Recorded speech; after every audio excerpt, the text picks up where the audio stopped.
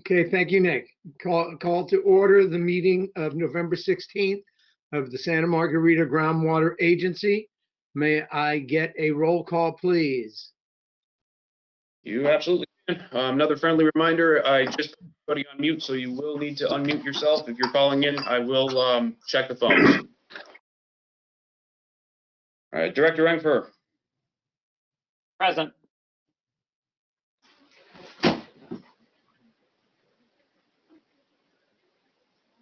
Director McPherson. Director Cassidy. Present. Here. All right, gotcha, ma'am. Dr. Pollock. Here. Director Dillis. Director Dillis. I see. I can't hear you. Might want to check your audio there, sir. Here. Thank you. All righty, thank you. Director Ferris. Director Henry.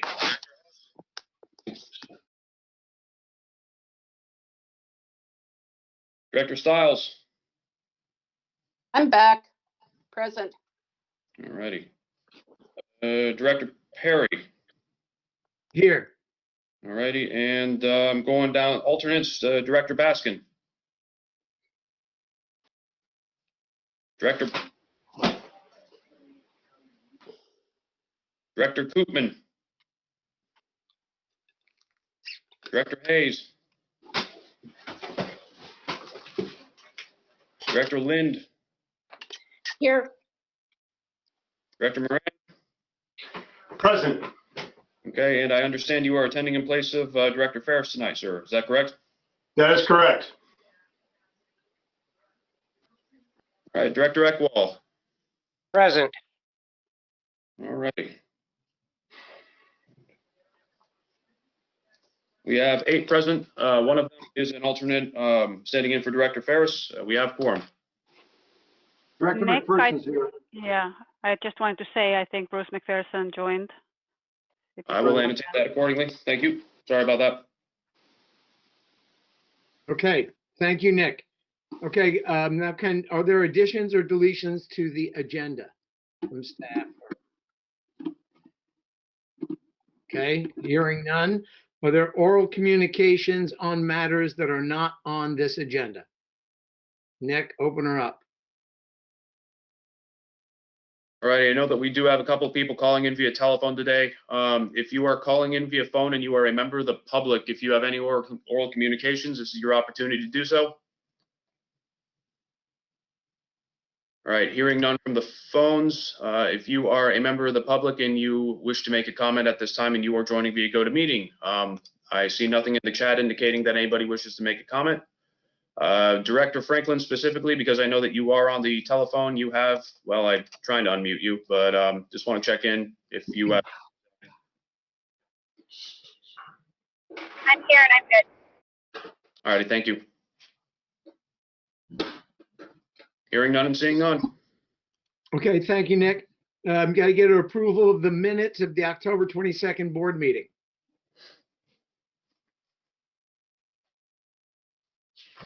Do I have a motion? I think Angela made a motion. Angela Franklin. Have a second? Can I get a witness? Second, McPherson. Okay, Bruce McPherson seconded. Okay, have a roll call vote, please, Nick? Yes, we can. I believe that Director Cassidy has a comment.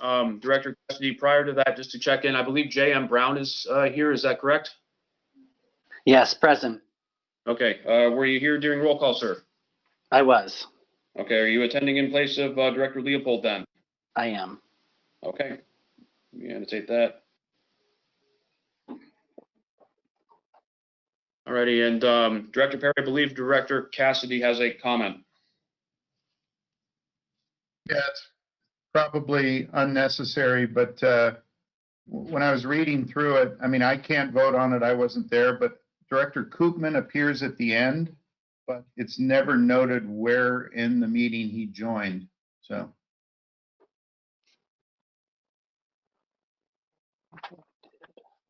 Alrighty, I believe that Director Koopman was annotated there. I don't have the board packet in front of me. He should have been under item 4.1.2, appearing somewhere down there if I'm remembering correctly. Yeah, I see him. There's a note that says he joined at 6:04 p.m., attending in place of Director Cassidy. Around the middle of page 2.1.2. And it's outdented, Eden, so you should be able to pick it up.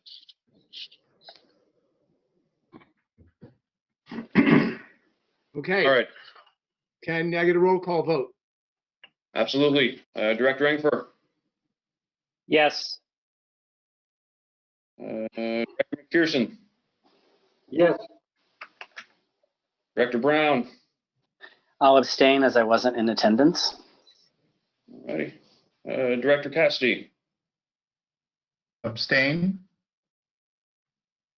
All right. Director Franklin. Yes. All right, Director Paul. Yes. Director Dillis. Yes. I don't believe we have Director Henry here. Director Moran. Yes. Director Stiles.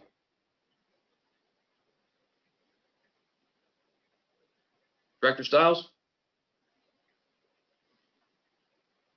You may be on, ma'am. Yes. Yes, again? Gotcha. And Director Perry. Yes. Aye. Okay. The yeses and the ayes have it. I concur. Yes, again? Okay.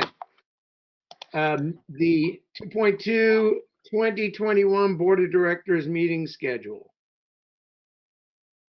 Anyone have any comments on that?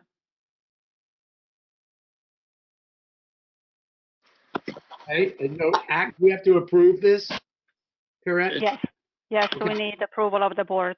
Okay, so can I get a motion? I just to- wanted to- When is the one in December? There was some question. This is next year's meeting Oh, okay. schedule, but off the top of my head, I don't have my calendar, but it's early December. Right. That And being said, likely be brought before the board there in the October meeting pending direction of the I board. think it's December 9th, but I'm not sure. I think there was some questions, but rings a bell. December 9th, that's correct. But can I get a motion on the 2021 schedule? This is Engfer. I move the 2021 schedule. I get a second. second. That was Dale, I think. Hey, there's a Yes. couple of comments in the queue, or one. Ruth Stiles has a comment. I don't know if Ruth still does. Yes, I do. I don't know how many other people are feeling this way, but I'm starting to dread these long meetings. So I'd like to suggest that if there's any way to have shorter meetings more frequently, I would be all for it. I know there's a huge scheduling issue. Ruth, you're here in two different ways and you have a severe echo. Okay. I think she wants shorter and more meetings. It's awfully cool, though. It's a cool echo. Oh, I love this way of talking.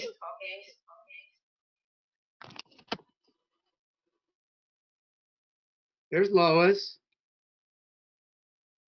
Oh, she might be at a cafe or something. I'm sorry, I still have my mask on because the guy's still here. Okay. Good to see you, Lois.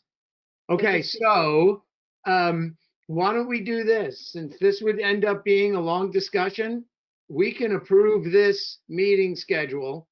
And I think both Director McPherson and Director Stiles expressed a desire for more frequent meetings of a shorter duration.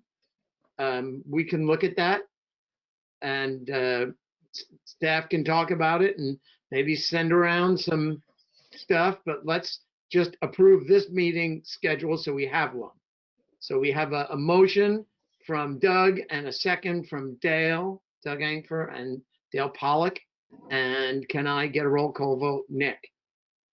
Yep, absolutely. Director Rangford, Aye.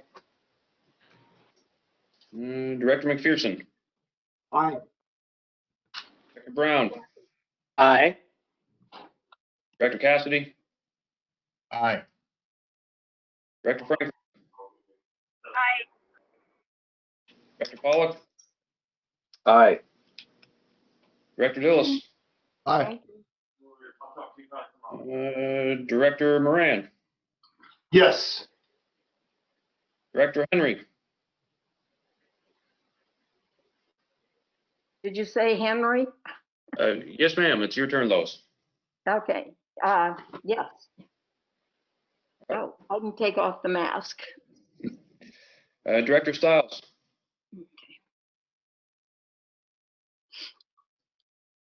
Director Stiles. Aye. Okay. Yes. got it. And Director Perry. Aye.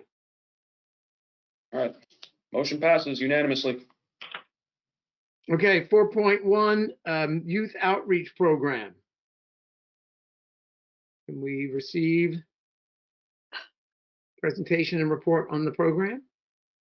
I'm going to formally introduce Kelly Krotkoff again. I think you met her pre-COVID when we were still meeting in person. And as I mentioned last time, she's been tirelessly working behind the scenes, trying to rally up interest in our youth outreach program. So it's her opportunity to share with you what she's been doing and kind of hopefully get all of you excited so you can go out there and use your networks and drum up more interest. So Kelly, it's turning it over to you. Thank you. Hey Nick, it looks like I have not, I thought I had set up GoToMeeting and the screen share, but it's saying it needs, like, I need to do permissions. Would it be easier just to have you pull up my PowerPoint? Yeah, I can do that. Just give me one moment. Than me trying to set up. Sorry guys, I thought it was already set up. I think I might be able to give you, are you a presenter and organizer? Oh wait, maybe I just found it. I swear, sorry, I thought we had done this actually together, so that's what's weird. It's not. Oh. Okay. There, that should work. You are a presenter, okay. If you All right. from our side. I know it's on my computer. It's like a permission, and it wants me to restart GoToMeeting. Oh, Nick, did you get it? You got it. Okay. I'm sorry, guys. I thought we had done that together with Brett, so it should have been set up. Okay. So, so Nick, you're gonna share. Yeah, there we go. Perfect. Okay. So, sorry, I've never presented with this many people on GoToMeeting before. That's always the first for time. me. It's always the first time. Yeah, it's a little different managing screens and such. Here we go. All right. Okay, we're back up and running. So, hey guys, sorry, I'm Kelly Krotkoff, and I'm going to be talking today about what I've been doing as Sigma's Youth Outreach Intern. And then next page. So today I'm going to talk to you about why we focused on young people, the audience matrix we developed, and then ideas we considered, and the groundwater steward program that we implemented. Next. So why did we decide to focus on youth specifically for this program? It was noticed that the educational series had a good turnout, but it was also noticed that the majority of the participants were maybe in the room were maybe 50 and over. The GSP is a plan for the future of our basin, so it was just thought to reach out more directly to younger people that will be here in the basin as well for decisions that are being made today. We did some research into how youth might view governance and what promotes multi-generational civic engagement, along with if and how young people are willing to participate in public engagement opportunities. We focused a lot on millennials and Gen Zs, and learned that those generations generally feel that government should do more to solve problems rather than businesses or individuals, more than the older generations. They believe that. They also value flexibility, accessibility, usefulness, and at home, they view themselves as community focused and socially responsible. So we also looked at a case study for civic engagement. It was brought to my attention that the farming community tends to have a very age diverse, enthusiastic group that are willing to go, travel to Sacramento. So we looked into why and how that is that they have such, a passionate and age diverse group. And one probable reason is the many organizations and programs that they have that are geared towards fostering civic engagement in their field for young farmers. Things like Future Farmers of America and 4-H that get kids started really young.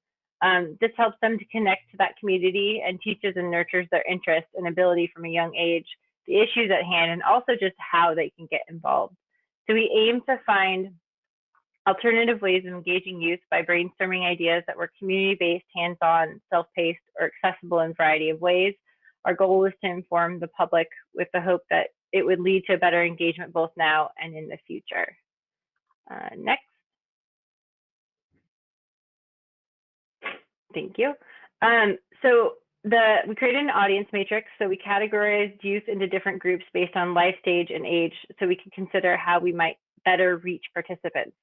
We then considered the intent, goals, benefits, alliances, motivations, and challenges of each group. And then we color coded them, which you'll see in a diagram for some of our ideas we brainstormed. Anything from, the youngest being under 6 and under to young professionals, young parents, and young business owners.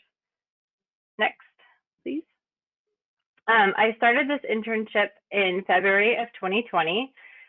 This past spring, we created this diagram where we summed up ideas we had come up with for reaching youth, including concepts that were developed both pre and post shelter in place. And we compiled those into a flow chart and brought it to the working group for their input. Originally, we had hoped that more of the ideas could be used to springboard engagement in the GSP as a way to bring awareness and interest. However, COVID, changed a lot of the ability to reach out to people, obviously in person, and also in a timely manner as well. So we documented the way many ideas and programs we brainstormed into a 13-page document and settled on the newest idea, which was most conducive to the current shelter in place at the time, which was an online groundwater steward program, which we'll go over here in a few minutes. Next.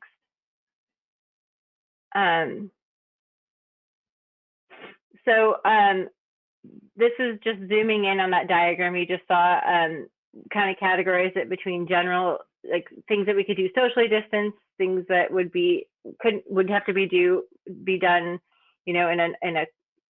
with less that you can't do that aren't socially distanced. So first, I'd like to go quickly through some of the many concepts we considered and envisioned for reaching younger people in the GSP process. These ideas here are the ones that could be socially distanced and might just promote general knowledge of groundwater management and the basin issues. Things like presenting basic knowledge through social media, doing giveaways or prizes, conducting surveys just to find out what people already know, creating a virtual basin tour that people could view at home, doing an online art contest, or gaming, either digital or creating a board game that people could do at home. Next, please. Then the next the next sort of section we looked at is this is general knowledge, but these were in-person activities. This is sort of the stuff we came up with before the shelter in place had come about. Things like a pop-up museum, leadership programs, educational opportunities through schools, outreach at existing locations, things like information displays, activities, games, videos, or a table with representatives. And the thought was these could be things that are done in places where people are already maybe more open to having information, maybe at like Henry Cowell Nature Center or the library or the Marine Sanctuary, where they might be looking for something, or the farmers market. An art or bookmark contest, maybe with an information display, a video series made for directly for the Santa Margarita Groundwater Agency, mentorship programs, a public water awareness sign, think Smokey the Bear meets groundwater levels or groundwater usage, and something, you know, out in public where people could kind of try to embody how our habits affect, affect the groundwater levels. Guided hikes or a junior water steward program. Next. Our groundwater steward program. So what we went with so far is the groundwater steward program. It's self-paced online classroom. It was both in response to COVID, but also to some research done on millennials and younger generation interests and how they might prefer to participate in the public process. It also makes it accessible for people with busy schedules that might not be able to commit to predetermined informational sessions, scheduled informational sessions. So our goals were ideally to not only educate and engage a younger, more diverse public, but to also encourage them to critically think about the real life issues of balancing the needs of the agency in a way that can help to inform the current GSP, even if they are not present at the board meetings and engaging in a more traditional way. And more generally, our goal was just to begin to engage a younger audience, to broaden their the general knowledge and expand their understanding of groundwater management decision-making process, and to try to encourage them to be involved in that process for the future. Next. The classroom itself, you can see on the right-hand side, is just a little snapshot of the classroom. Those larger green headings are the basic topics. And then there's subtopics in there. And so that's what it would look like if you logged in. There's 8 main topics, which included background information in the classroom. There was 8 main topics that included background information relating to groundwater and watershed basics, geography and geology of the basin, California water law, water supply, which included growth and development, climate change, water quality and costs, and then why does this all matter, current water legislation like SMGWA, and then moving forward, what can we do? And then the final piece of the class is to play the Margaritaville game, which I'm sure some of you are aware of, and letting people experience through gameplay the challenges that water managers face. The development of this program was guided with the idea of promoting not just a transfer of knowledge, but also promoting a deeper understanding, along with critical thinking about the complexity of managing groundwater and the environment they live in and the place they get their water from. The intent of the program was to present the information with existing resources and then edited for time and clarity, and in an order that can inform any member of the public, regardless of their prior knowledge of groundwater management. In addition, it's designed to be interesting and useful to members of the public that might already have some basic knowledge, as well as the classroom is set up with topics that range from, the intent is that they range from more general to more specific, locally specific, so people can kind of jump into the section that's appropriate for them. Next. In terms of outreach efforts, we've reached out through traditional media sources, contacted high schools directly in the County Office of Education. The water districts in this agency have also promoted the class on their different social media sites. And then we also reached out directly to, Scotts Valley has a few youth interns that we reached out to directly as well. Next. So this summer, we piloted the program. There was one, in terms of participation demographics, we had 1 high school student, 1 college student, and 1 post-college student complete the entire course, and then another post-college student got about halfway through. 1 participant was from San Lorenzo Valley Water District, 1 was in Scotts Valley Water District, and 2 were actually outside of the basin. all participants believed they had an opportunity to be included in the GSP process if they wanted to. And a lot of the participants seemed to be motivated to participate over concerns of environmental sustainability. Next. So the program feedback we received from participants, because we were able to ask some participants how it went, or I could glean some from their quiz answers and discussion questions, is that they liked the layout of the program. The Google Classroom was easy to navigate. Quizzes at the end of each section were useful, and they felt their time was reasonably spent. The cons they found were longer videos were challenging, and the longer videos in this classroom are 20 to 30 minutes. They would like more interactive elements if possible. And then if there were some people came in with no knowledge and some people came in with quite a bit of prior knowledge. So there was definitely areas of redundancy if they had prior knowledge. One participant also said they felt empowered to participate. They preferred to communicate in chats or surveys, and they also had never heard of the GSP or Sigma prior to this program. Next. So what I observed were that participants were well written and engaged in the process fully, the ones that did participate in the program. That the feedback that I got from them reflected that they felt they had a better understanding of our basin by completing the program, and the program highlighted the complex nature of issues in the basin for the future. The challenges we really had were getting people to participate. There was quite a bit of people that said they were interested and just didn't seem to get started even. Yeah, so just participation was a big challenge. Next. So moving forward, we're currently recruiting participants for the fall. We've actually had a few new people interested in the last week or two. We're doing our best to reach young people through marketing and directly contacting organizations. You may have seen an email from me in the last few weeks with information about the program. So I'd just like to challenge anyone, if you haven't already, to try to reach out to any high school students or young adults that you know to promote participation in this program in an effort to encourage an understanding of groundwater management, but also to encourage just civic engagement with young people. You can, for that email, my email address is here. You can put them in touch with me. And if anyone wants more information on the groundwater steward program or the outreach ideas we considered, you're also welcome to contact me. Thank you. Any questions? I don't see anything in the chat box. Any questions from nothing from the board, anything from the public, Nick? Oh, I see a comment popped up. Someone jumped in.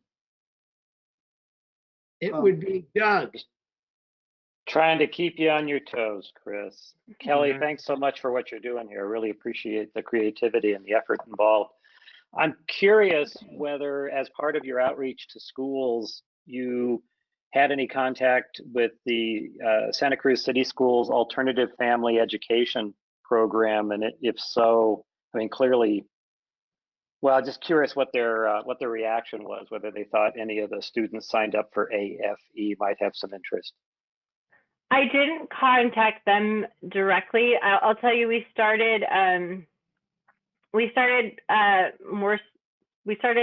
the pilot program in Scotts Valley just because we tried to just kind of test it this summer, and then since I did try the SLV charter program, thinking maybe some of the alternative, high school programs might have some of those kids or students right now might have more bandwidth for something like this, just because I know a lot of high school students are getting quite a bit of distance learning. So that's a really good idea, and I'll definitely take note of that. Thank you. All right, thank you, Doug. Any other board member? Okay, hearing none, we have a comment from the public. Frank Cheap. Hey, everybody. I am the public. You are public. I meant to say comment, not comment. So I knew that wasn't an astrological confusion here. First of all, Kelly, great work. These kind of programs are really hard to do. A pilot over the summertime is probably the most challenging time you could possibly do. With COVID-19, it's probably a triple whammy. I would say 3.5 participants is not statistically significant to draw any conclusions. If I were doing it, I would probably reach out to, if you haven't already, science teachers, that sort of element. It's also hard to design a program that hits, young middle school and high school to really be effective. I think I'm an old man, but what I learned from my kids and other folks is, Instagram. By the way, who's ever publishing Instagram with this organization, great work. I saw a bunch of stuff pop up before the meeting. Instagram, TikTok, short videos, all that stuff. It's got to be, super concentrated, like 30, 45-second stuff. The other thing is, I will say, kids are absolutely burnt on distance learning. I mean, they're just fried up. Adults, I'm on Zoom calls all day long and I'm burnt on it.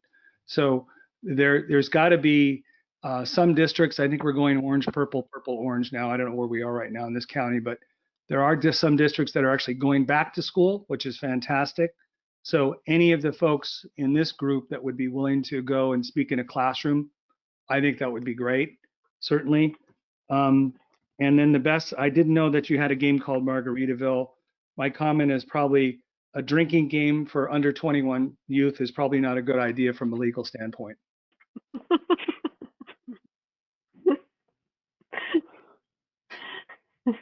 But everything else was serious, so I didn't mean to ruin all my other comments. So those are my comments, and I'm not expecting a gross response to everything, but thanks for letting me share.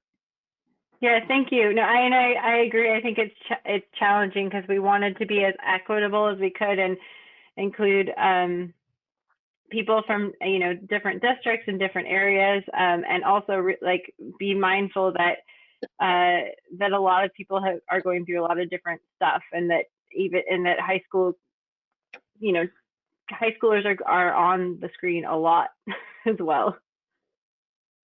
I hear you. Might say we're purple again in Santa Cruz County. Yeah, I noticed that. Not good news. Thank you. Okay. Thank you. I have another comment, Chris. You're right. There's a Dale just added. Dale Pollock. Yeah, sorry, Dale. We've already closed comments to board members. You're too late. Right, Shucks. Hey, Kelly, great work on this. Thanks for putting in time and effort. Just wondering if you had thought about reaching out to after-school programs, outdoor science programs. Mount Herman runs some of these types of programs, and I'd love to put you in touch with the people who do that. They'd be happy to try to do something there that could help you out. That would be great. Yeah, so I'll get a hold of you offline, and then maybe you can forward me that info. That'd be great. Thank you.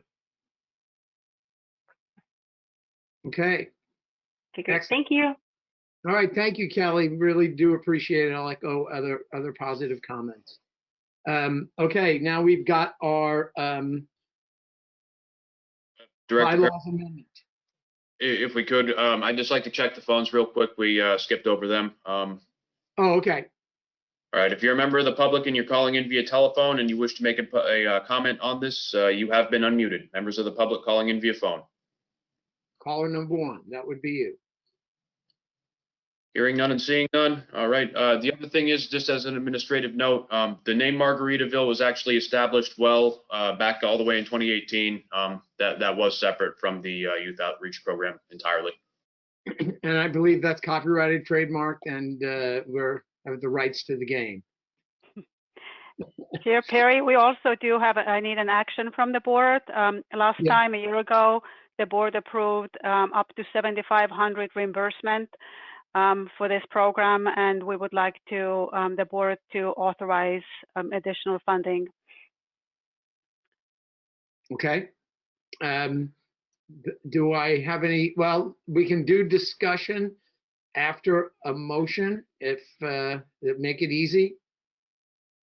Does anyone feel like they'd make a motion to continue this program?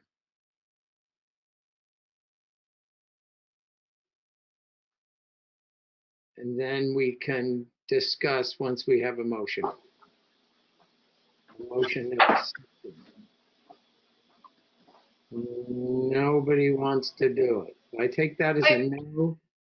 Is that a $7,500 program? Is that all it is? We have spent close to that for in 10 months leading up to that. So what the staff is asking if the board approved reimbursement additional not to exceed 7,500. Oh, definitely. I move approval of that. This sounds we're getting great value for our bucks. Yeah, Kelly's I would listening. second. By the way, Kelly's listening, so. That's why I'm saying it. I will second that, Chris. Okay, so Ruth Stiles made a motion and Dale Pollock seconded. Is there any discussion from the board? Further discussion? I don't see any comments. Is there any comment from the public? Phone calls. All right, again, if you're a member of the public and you wish to make a comment on this motion, you have been unmuted.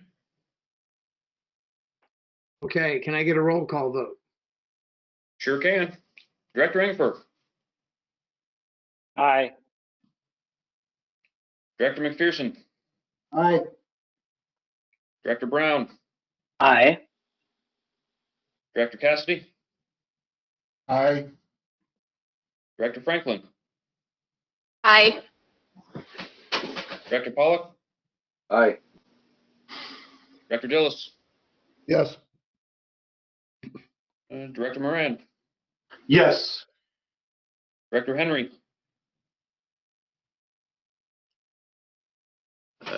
Henry, I think you might be muted. Yes. All righty. Director Stiles. Yes. Director Perry. Aye. Motion passes unanimously. Okay, very good. Now, bylaw amendment. We have a resolution to adopt. Is there any discussion regarding the bylaw amendment?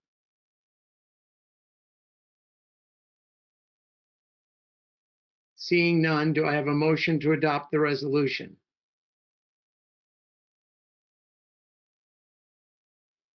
I move to adopt the resolution. This is Dillis. McPherson second. Who seconded? Bruce. McPherson. Bruce McPherson. Okay, so we got Bruce McPherson second. Jack Dillis made a motion. Any public comment? And phone comment? Phone comment, you have been unmuted. If you're a member of the public calling in via phone, this is your opportunity to comment. Ruth and Doug, are you commenting on this item? Yes? Yes, I am. Okay, go ahead, Doug. Yeah, sorry, I was a little slow to get that typed in there. I wanted to spend a moment to shine a light on this notion that the treasurer and the auditor are not only from the same organization, but can be the same person. Personally, I feel like from a governance perspective, there should be some separation here. I'm not necessarily proposing language, but I guess I'd like to get some clarity about why we should be comfortable having them be combined. And I guess I'd inquire whether folks are comfortable stipulating that they may not be combined in the same person. I think that's a question there. Terry, Rain, I think you are somewhere. If you could respond first to what our legal obligations are. We discovered that the government code requires that the JPA have both an auditor and a treasurer. And we contacted Santa Margarita's auditor, who does our annual independent audit. and asked how, the role of an auditor for a small agency would best work. And he said it just is, there's no hard and fast rules about how it's done. It's about accountability. He liked the fact that you see all the expenses quarterly, so you know every check that's drawn. We do have to get fidelity bonds, and right now we have not even talked about who would play the role of auditor at San Lorenzo Valley. We do know we have our treasurer at San Lorenzo Valley Water District, and we have not even discussed who will fill the role of auditor. But the independent auditor said there is flexibility in that as long as we build in measures such as those which we have in place right now, which is regular review of every penny that's spent by the financial reports coming to you quarterly. Perrette, do you have anything to add?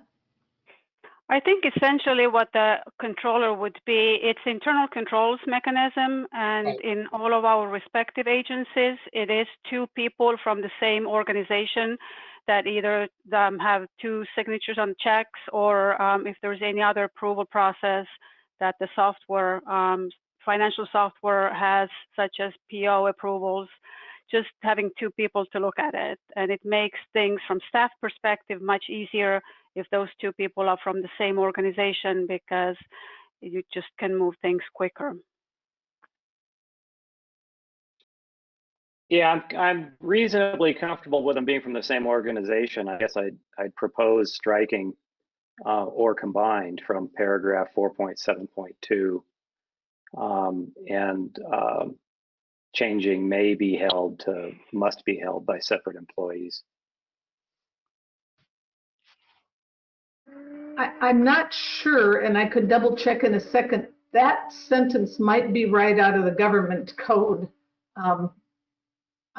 But I believe so too. There are certain positions that cannot be held by the same, and certain positions we are allowed to. So that is where that originated. But if this board feels, I just don't want to put a whole lot of pressure on that agency at the moment, San Lorenzo, because I think currently Rick Rogers could be the controller, but if he has too much on his plate, it's just becomes something that I don't know if there's another person that just meets qualifications for that position.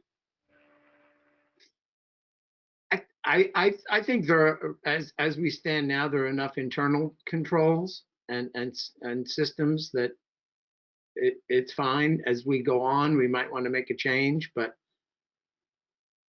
given the amount of oversight that we provide, staff provides, and the regularity of it, and if the language is in the government code anyway, we can make a change down the line if we want.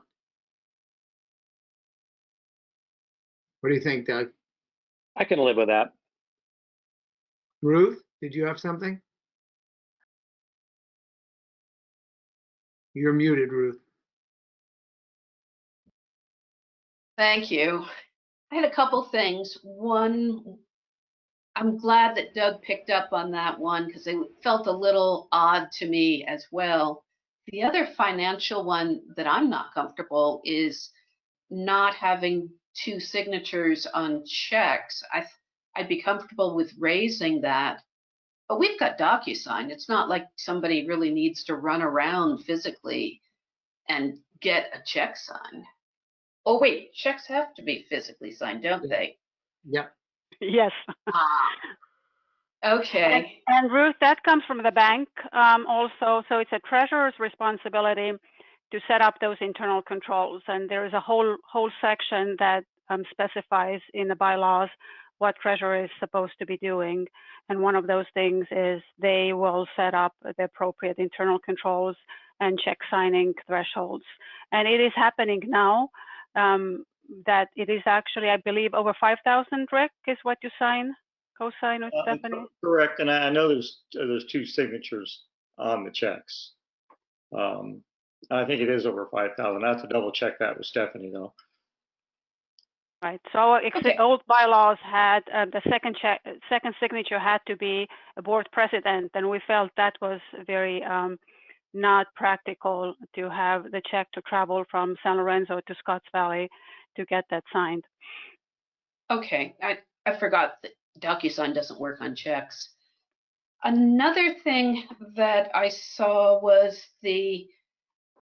and this is specifically a question for the well owner representatives, or well owner directors, as I should now call you, is I like the idea of giving preference to having 2 well owners on the board, but I'm concerned if we had an option of 2 great small system candidates, 1 great well owner candidate, and 1 idiot.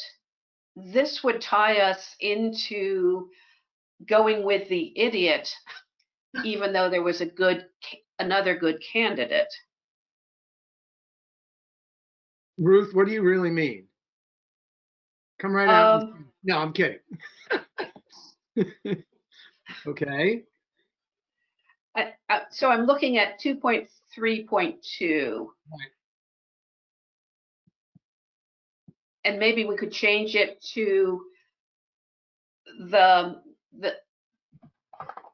there is an encouragement to give preference to a well owner rather than a small system operator, rather than a hard rule.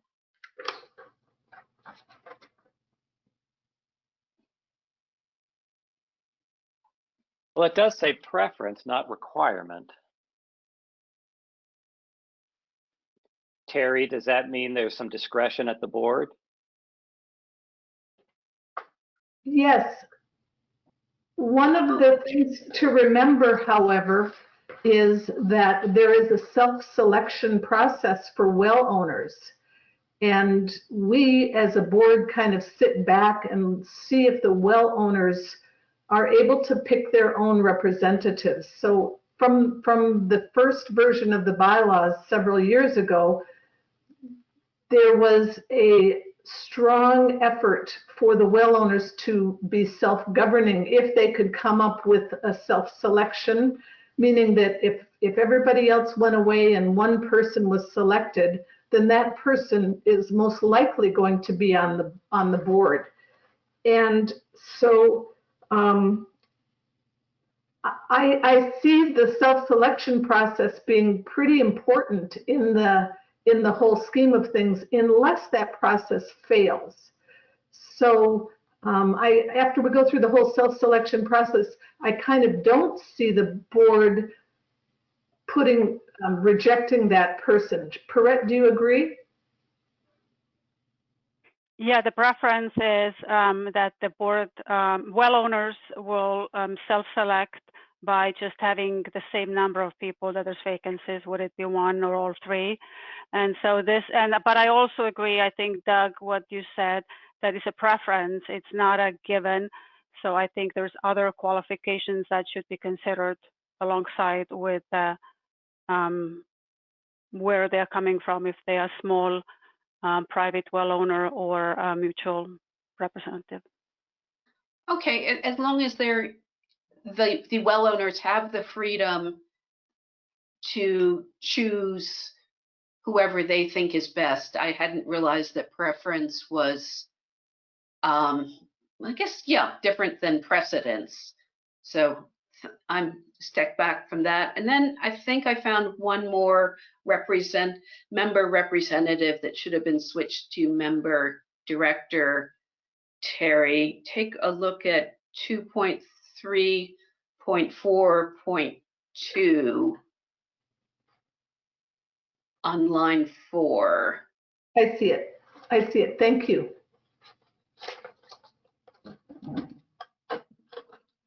Okay. That's it Frank, from me.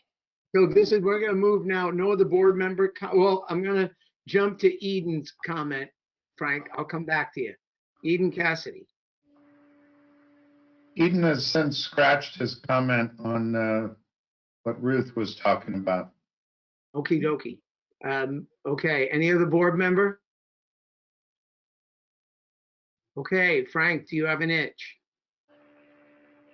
I do. I volunteer to be the idiot. No, you don't qualify. I'm sorry. Yeah, no, sorry. In all seriousness, what's the annual spend of this organization? I haven't seen any of the financials. I'm just curious.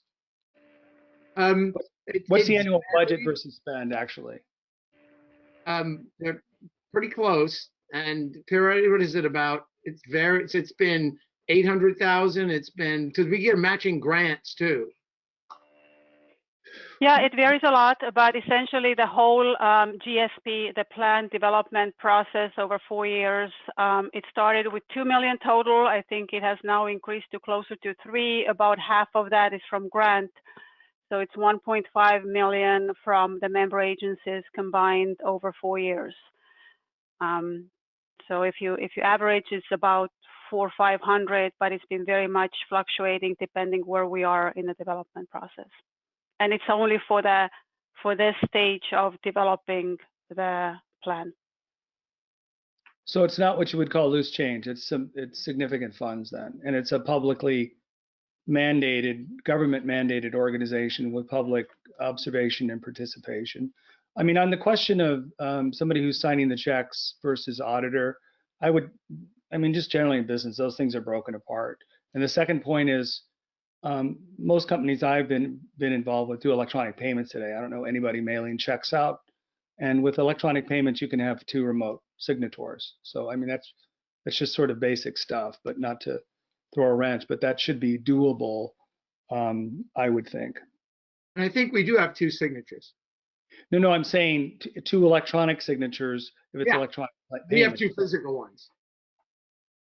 We can consider going to electronic one. At the moment. It's we don't have such system in place. But then my point is, then you could have a dual signature system on your checks, and I understand bank policy, versus your policy. So just sort of a financial suggestion. So I appreciate that. Yeah, we'll look into that.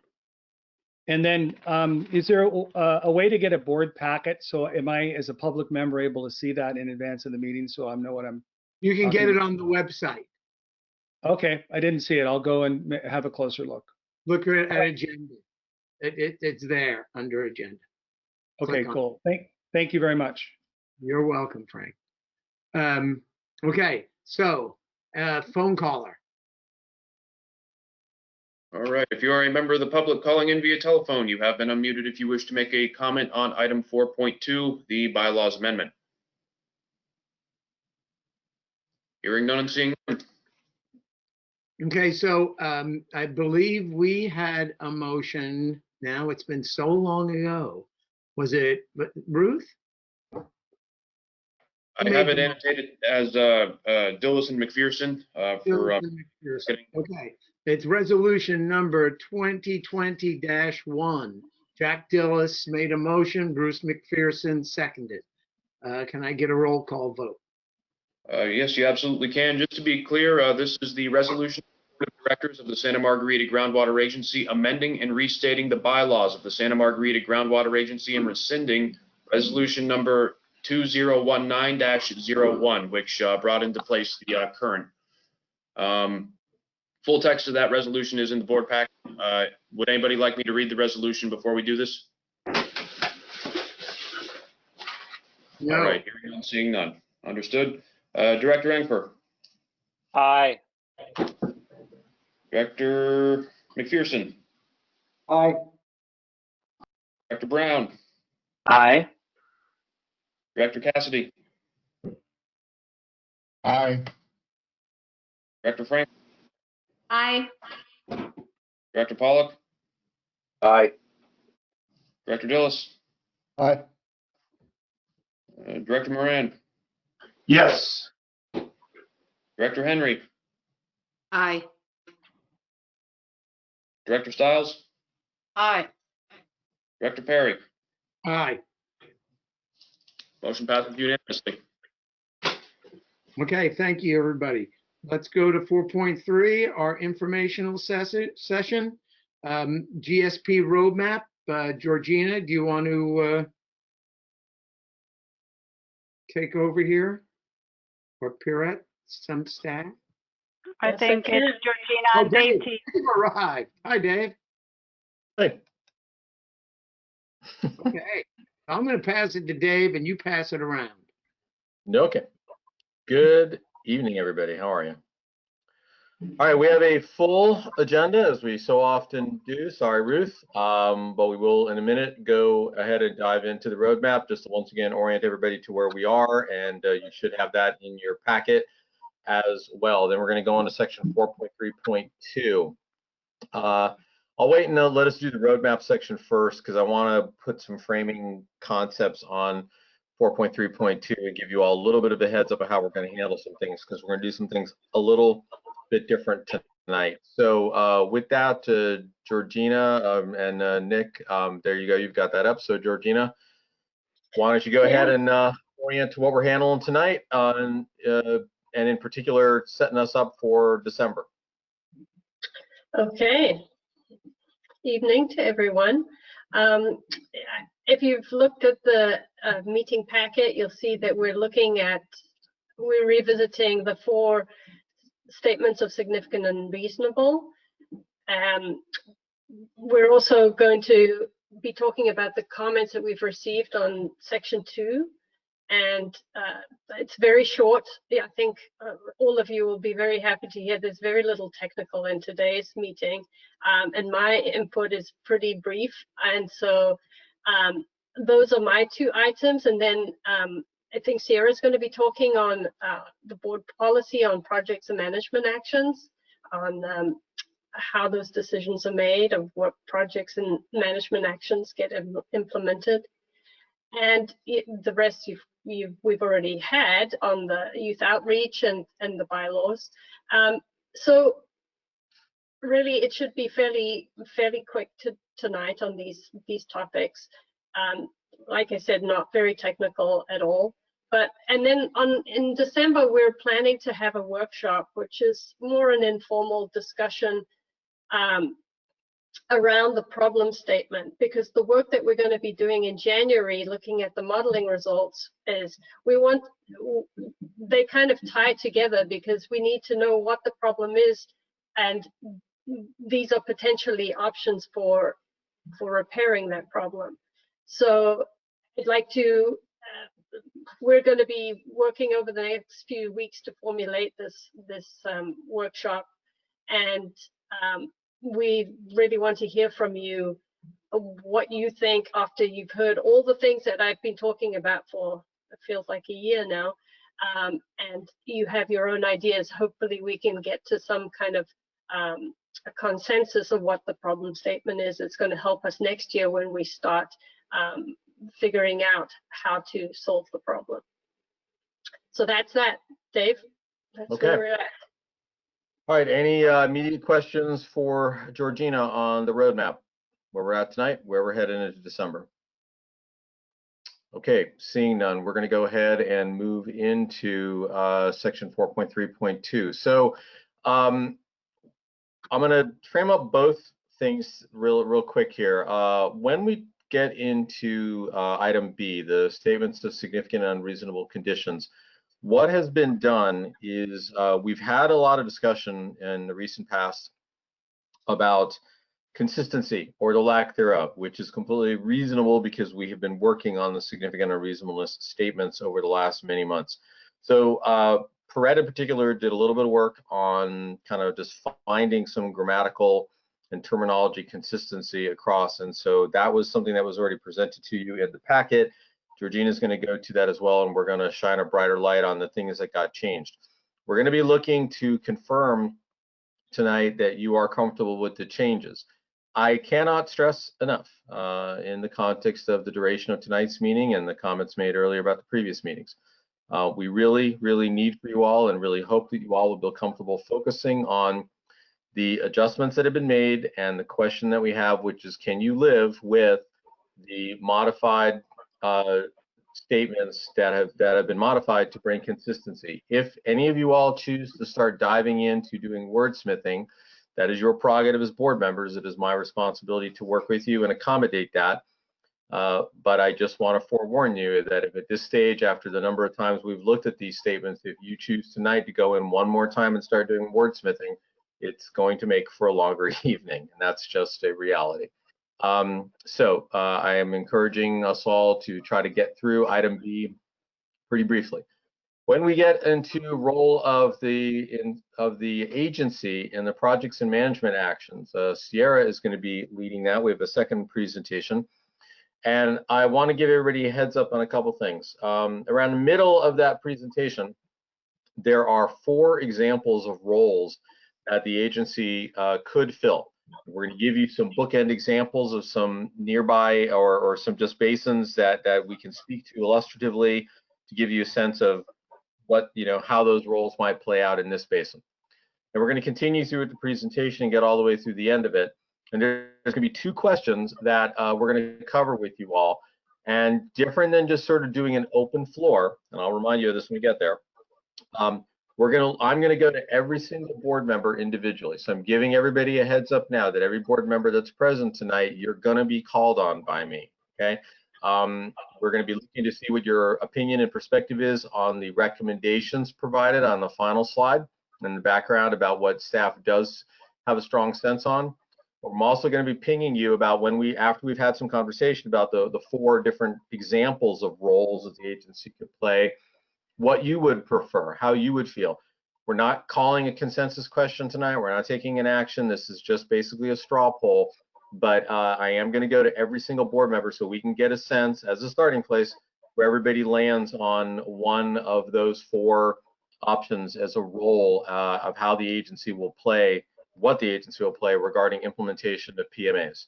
So you've been given a heads up. We'll double back to that. And with that, I am going to hand things back over to Georgina. Thanks, Dave.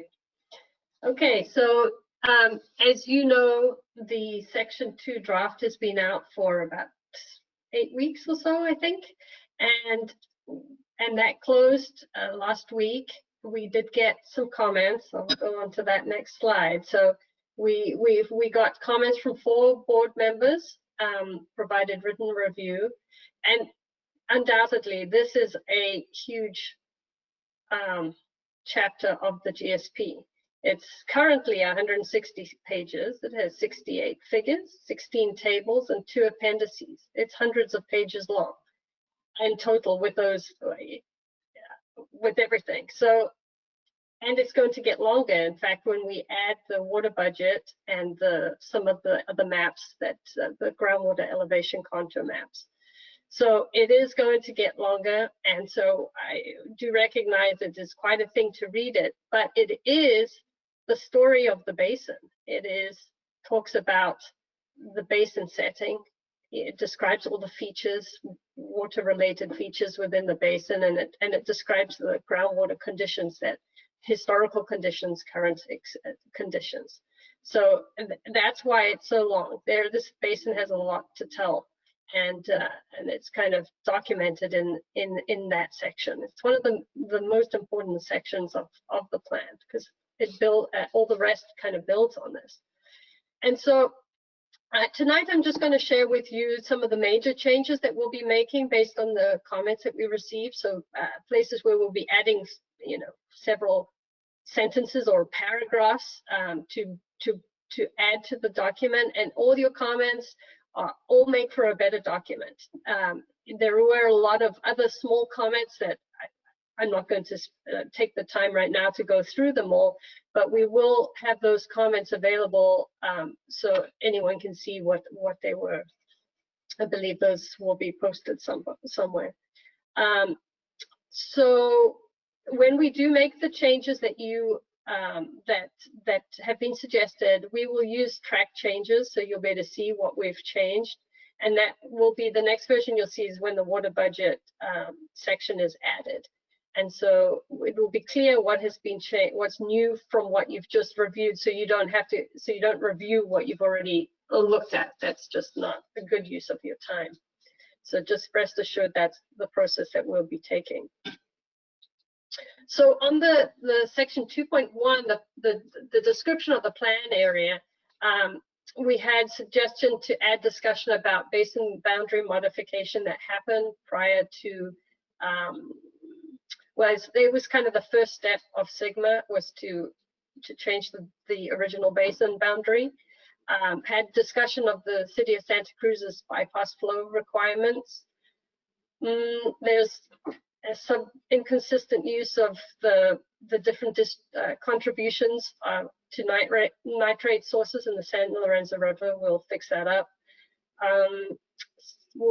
There was a good study that was done by the City of Santa Cruz and San Lorenzo Valley Water Districts called the Sanitary Survey, and we need to add more on that into the report.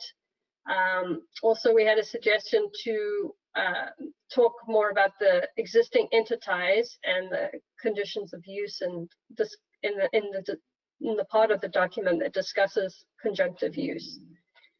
And someone asked about to clarify the current status of groundwater contamination at Scotts Valley Dry Cleaners.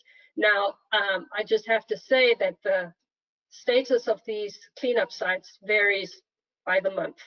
And so I get all my data from GeoTracker, and in the report itself, it does point you to GeoTracker. The Scotts Valley Water District brings out an annual report every year, and in that, they do go into the detail, the most current information of the cleanup sites that are going on in the Scotts Valley area. So there will be something there in that report that should come out in the first quarter of next year. Anyone have any other questions or anything to add that it was big that that they had noted when they did their review? Okay, so opening the floor for comments. Doug, go ahead, please.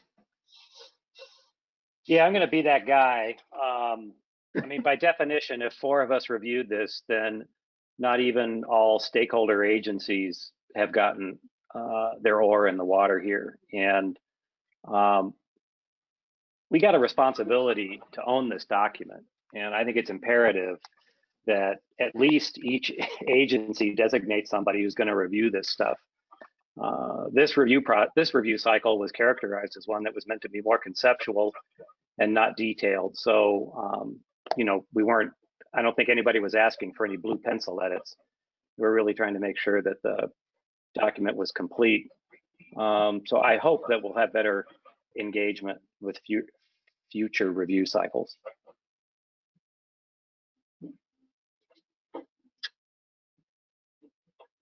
Thank you. Any other comments? Okay, we'll proceed. Georgina. Okay, then on the basin setting, or like the basin conditions, we were asked to include the location of Waterman Switch on a map.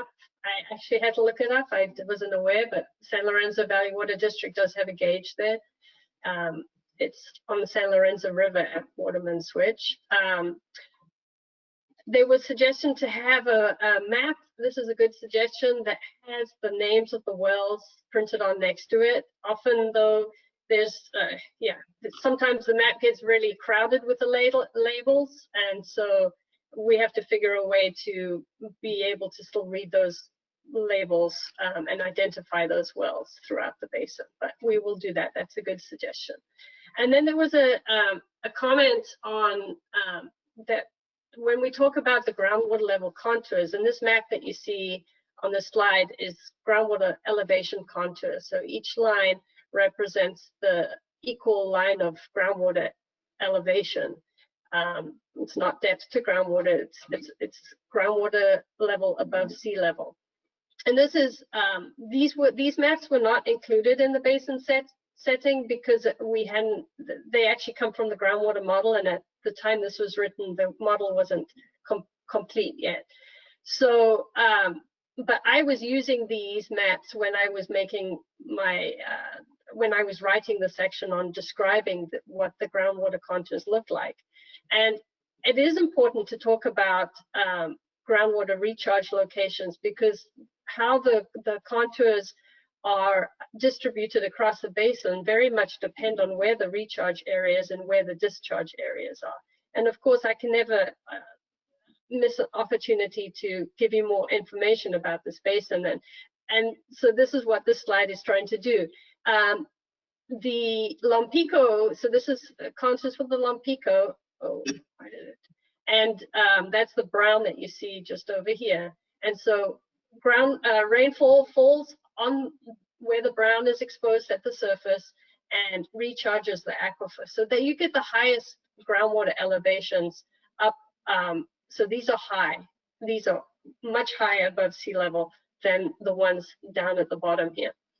And then groundwater levels, or groundwater flows perpendicular to these elevations, contours, and they discharge in this location down here. This is where the Lompico aquifer is actually outcrops again in the San Lorenzo River. So eventually all groundwater in the Lompico makes its way down into this area over here. And even here, this is the Paseo Southern Scotts Valley area that we talk about all the time. Even here, you see groundwater levels, groundwater contours are such that groundwater moves kind of north and northwest kind of into this discharge area here. So that's why in that section, I do talk a lot about areas of recharge and discharge. There is a whole other section of the report that does talk in general about recharge areas across the entire basin. It isn't really, it's focused on Santa Margarita, obviously, because that's a good recharge area of the basin, wherever you see this yellow, but there are also some other areas of the basin where there's recharge. So I just want to put that out there, and I see that there are a few comments, so I'd like to hear what those are. Yep, let's go to Ruth, and then we'll go to Chris. I'm wondering what this sort of dotted line through Scotts Valley is. This here? Yeah. So yes, again, this is raw data that comes from the model, and this is the edge of the model here where the Lompico kind of pinches out. And so I haven't cleaned this up. When these maps go into the report, they'll be cleaned up. You won't see this. You'll be able to read better, and this would be taken out. So don't worry about that. Okay, so the Lompico does not continue on the far side of that dotted line? line? Pinches out. Yeah, it pinches out here. This is Parissima over here. Okay. That's, yeah. So it's structurally very complex in this area. And in fact, today we had a meeting about it because it's not an easy area to deal with. Yeah. Thank you. Chris, go ahead. Chris Perry. You covered it. Thank you. Okay. Georgina, want to continue? That's it on that one, on that topic. Okay. Then let's just double back around. Any further comments or questions by the board on this topic? And then we'll go to the public after that. Hearing none and seeing none, we will go ahead and go to the public to unmute themselves and or get into the online queue. Nick, anything that you wish to say further about that process other than? No, if you're calling in via telephone and you've got something to say at this point in time, you have been unmuted. All Hearing right. none and seeing none, pending anything that's going on online. Okay. Georgina, back to you. Okay, now we're going to go on to the 4 statements of significant and reasonable. And this is what you have in the packet. Looks like this. And there are the 4 is water quality, interconnected surface water, chronic lowering of groundwater levels, and reduction of groundwater and storage. As Dave spoke about, just to start this section off, what we did was we did try, and our goal was to simplify and make terminology consistent between the statements. So we wanted to make and if you notice, they are all now one sentence. Before they were sometimes two sentences. And so ways that we cleaned this up was to remove any redundant language, like we had the basin in there. We took that out wherever that was. And then we wanted to make things consistent. So as we have been developing these, our concepts of undue financial burden, we before had used undue cost and for some of them. And so we had to just make all of this consistent. So the result are some changes, and these colors here are highlighting what those changes are.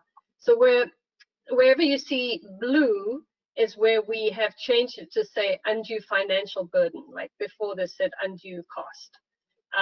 And so wherever you see it blue, that's what we did.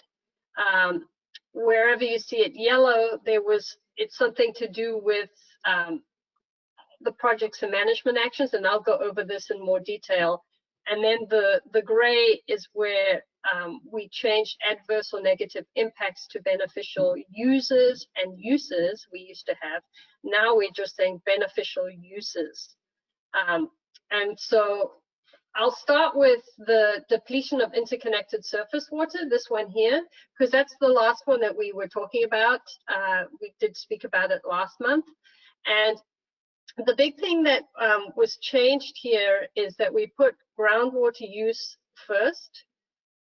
And we put, because it's any groundwater use, and it's not really that it's the order of importance, but it's any groundwater use by anyone. And then we changed, before I think we had here, we said Santa Margarita Groundwater Agency projects or management actions. Now, there's a chance that I'm almost sure that the agency is not going to be implementing its own projects right off the bat. They may in the future, but for now, they're not going to. And also, we also thought of using member agencies, but then City of Santa Cruz is not a member agency, so that doesn't work either. So we ended up saying projects or management actions in support of Sigma. So that was something that we changed as well. And the rest, we did also change, before we had something about the selected priority species to thrive or something like that. Now we have changed that to say adversely impact the sustainability of groundwater dependent ecosystems spelled out, or selected priority species. So hopefully you did have a chance to look at this in your own time and ruminate on it. But as Dave said, we don't want to have a long discussion on specific words. We're looking really at the intent here that we're trying to convey. And so hopefully what we've done here satisfies what we've heard in previous meetings from you all, and I've been able to explain why we've made the small changes that we had. So I'm going to stop here and ask Dave to see if anyone has any, can agree with this statement. Yeah, so let's go ahead and check. Is anybody opposed to, I'm just going to focus right now on the depletion of interconnected surface water. Again, you've seen the changes, you've heard what Georgina said. We'll go to open up the floor for questions. We certainly want to allow for that, but just as a broad initial check, is anybody opposed to the adjustment that's been made? Okay, seeing no comments in terms of opposition, then are there any questions or comments that anybody wishes to make about the proposed adjustment? Okay, Georgina, let's continue, please. Okay, so then we went back to the very first one that we developed, the water quality one, and we then traded some of the wording that we had on projects or management actions in support. I think we said groundwater agency projects, and so there again we made it consistent with what we had down in the interconnected surface water. That also changes. This said before it said impacts on beneficial users and uses, but we've changed it to uses. And then here it said undue costs. So we made that consistent with the other statements as well. And I'll stop there. So same question. Anybody opposed? And I'm going to do this. You will see a trend here for each one of these. So is anybody opposed to the adjustments for consistency's sake made to the water quality statement? Anybody opposed to it? Okay. Any questions or comments? Okay. Let's continue, please. Okay, I should also add this one here. We did it was 2 sentences, and we were able to put that all those like causes. These are all causes of the significant unreasonable. We were able to put them all into the same sentence. So it's cleaning things up, making things less convoluted. And now it tells me I'm done. I'm not. Sorry about that.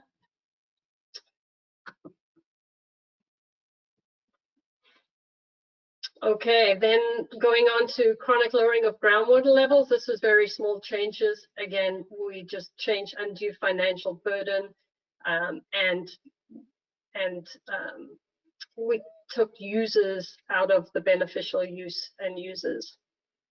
And so I think this has been this statement's probably been the least controversial, or the one that we've had least back and forth about. So I think it should be good. Last final words.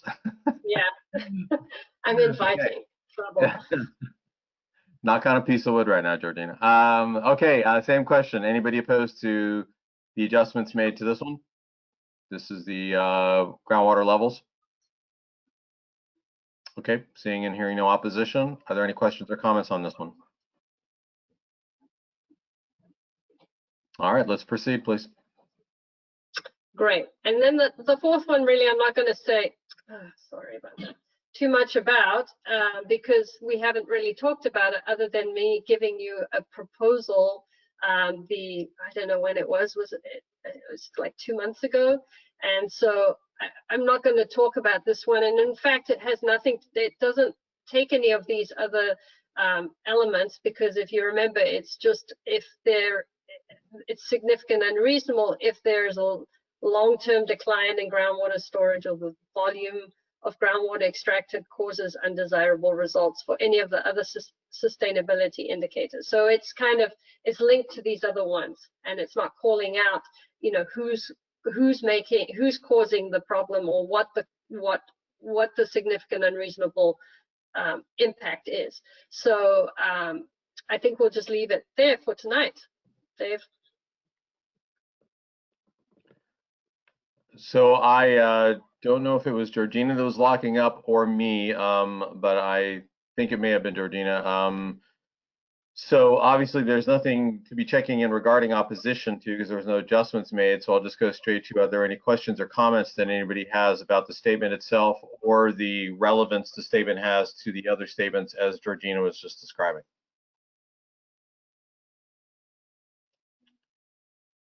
Okay. Seeing none and hearing none. So Georgina, I believe that we're not taking an action on this tonight, but we did want to get obviously a very solid pulse check from the board, from you all. So we appreciate that. Let's go ahead and open the floor, Nick, for public comment, just to check in on this item, and then we will proceed to the projects and management action section. Okay, doke. At this time, just to see here. So if you're a member of the public and you're calling in via telephone, you have been unmuted. If you have anything to say about this item, now is your opportunity to speak. Hearing none and seeing none from the phones. I'm not tracking any chat messages either. However, if you're a member of the public joining us on GoToMeeting, this is your time to say something. Should you choose, just go ahead and type that you have a comment in the chat. We'll get to you. I know it takes a second, but hearing none and seeing none. Okay. Thank you very much, everybody. Thank you, Georgina. Progress. So at this point, we are now going to move on to 4.3.2, letter C, and hand things over to Sierra as the screen is getting pulled up. I will remind everybody what I spoke of at the outset. We're going to go through this presentation. I believe it's slide 4. We'll provide the example of the different roles that this agency could take.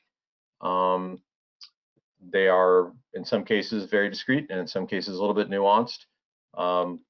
We will double back around to that list, so we'll certainly pose questions for clarification at that slide. When we get all the way to the end of the presentation, then we'll double back around, and I will literally be going board director by director to get feedback on the staff recommendations and on that roles question. So with that, Sarah, I will hand it to you. All right, thank you, Dave. I'm going to presume everyone can hear me unless people start saying, wait, what's she saying? Is she on mute? Nope. Great. So I hope everybody read the staff report for this section. There's a lot of information that was included in the staff report that I'm not going to be talking about today. The presentation's pretty short and it's really focused on the 2 areas. They were specifically looking for input from the board, which is why this new approach of asking everybody individually is going to be implemented, because it's important to us for some of the actions we're going to be taking and strategies we're going to be making over the next couple months to really get a good feel for what everybody's thinking about what the role is of this agency in ongoing projects and management actions to reach sustainability. So I'm just going to kind of dive right in, and feel free. I guess we're going to have plenty of time to talk about this afterwards. There's only 4 slides, so we're going to save comments until the end. As far as the role the agency plays in projects and management actions in implementing projects and management actions to reach sustainability, SGMA gives this GSA quite a bit of authority. If we wanted to implement projects, for example, we could raise the funds. We have all of the authority we would need to be able to do these large-scale projects if that's what's needed to bring our basin to sustainability and make sure that we're never falling below our minimum thresholds. However, at the moment, at least, this agency doesn't have any dedicated staff members. It's staffed through a joint staffing, as you know, so it's really the member agencies that are doing kind of the heavy lifting and the consultants. That does pretty dramatically limit capacity to do projects as an agency. In addition, currently, we don't own any capital assets, and we don't really have any sort of liabilities, oversight over liabilities as well. So that's a consideration, especially for the short term. And at the moment, we don't really have any sort of mechanism to raise funds. That's something, again, that could change in the long term. But in terms of, hitting the ground running, there isn't really a way that we can just up and start charging everybody what it would cost to do large scale projects as this agency. And when we talk about projects and management actions, what we're talking about is we're really looking at the full spectrum, from the development of the project, kind of the concepts and kind of feasibility testing, to bringing it to the design level, and then implementation, and then the ongoing management of these projects and management actions, which includes ongoing funding needs. So Dave had mentioned a bookend of strategies, a bookend of roles that we could play, and I'm going to go through these. It's almost like a scale of 1 to 4.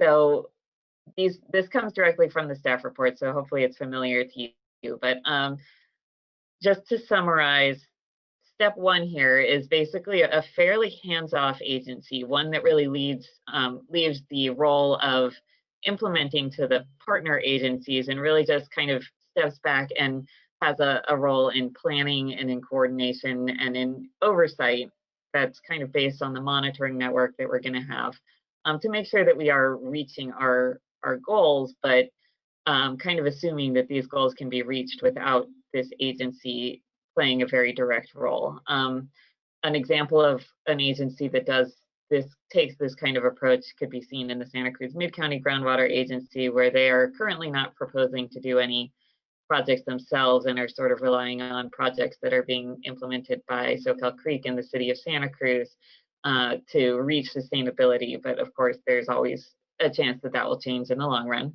I'm going to jump down to level 4 now, just to provide that kind of bookend here.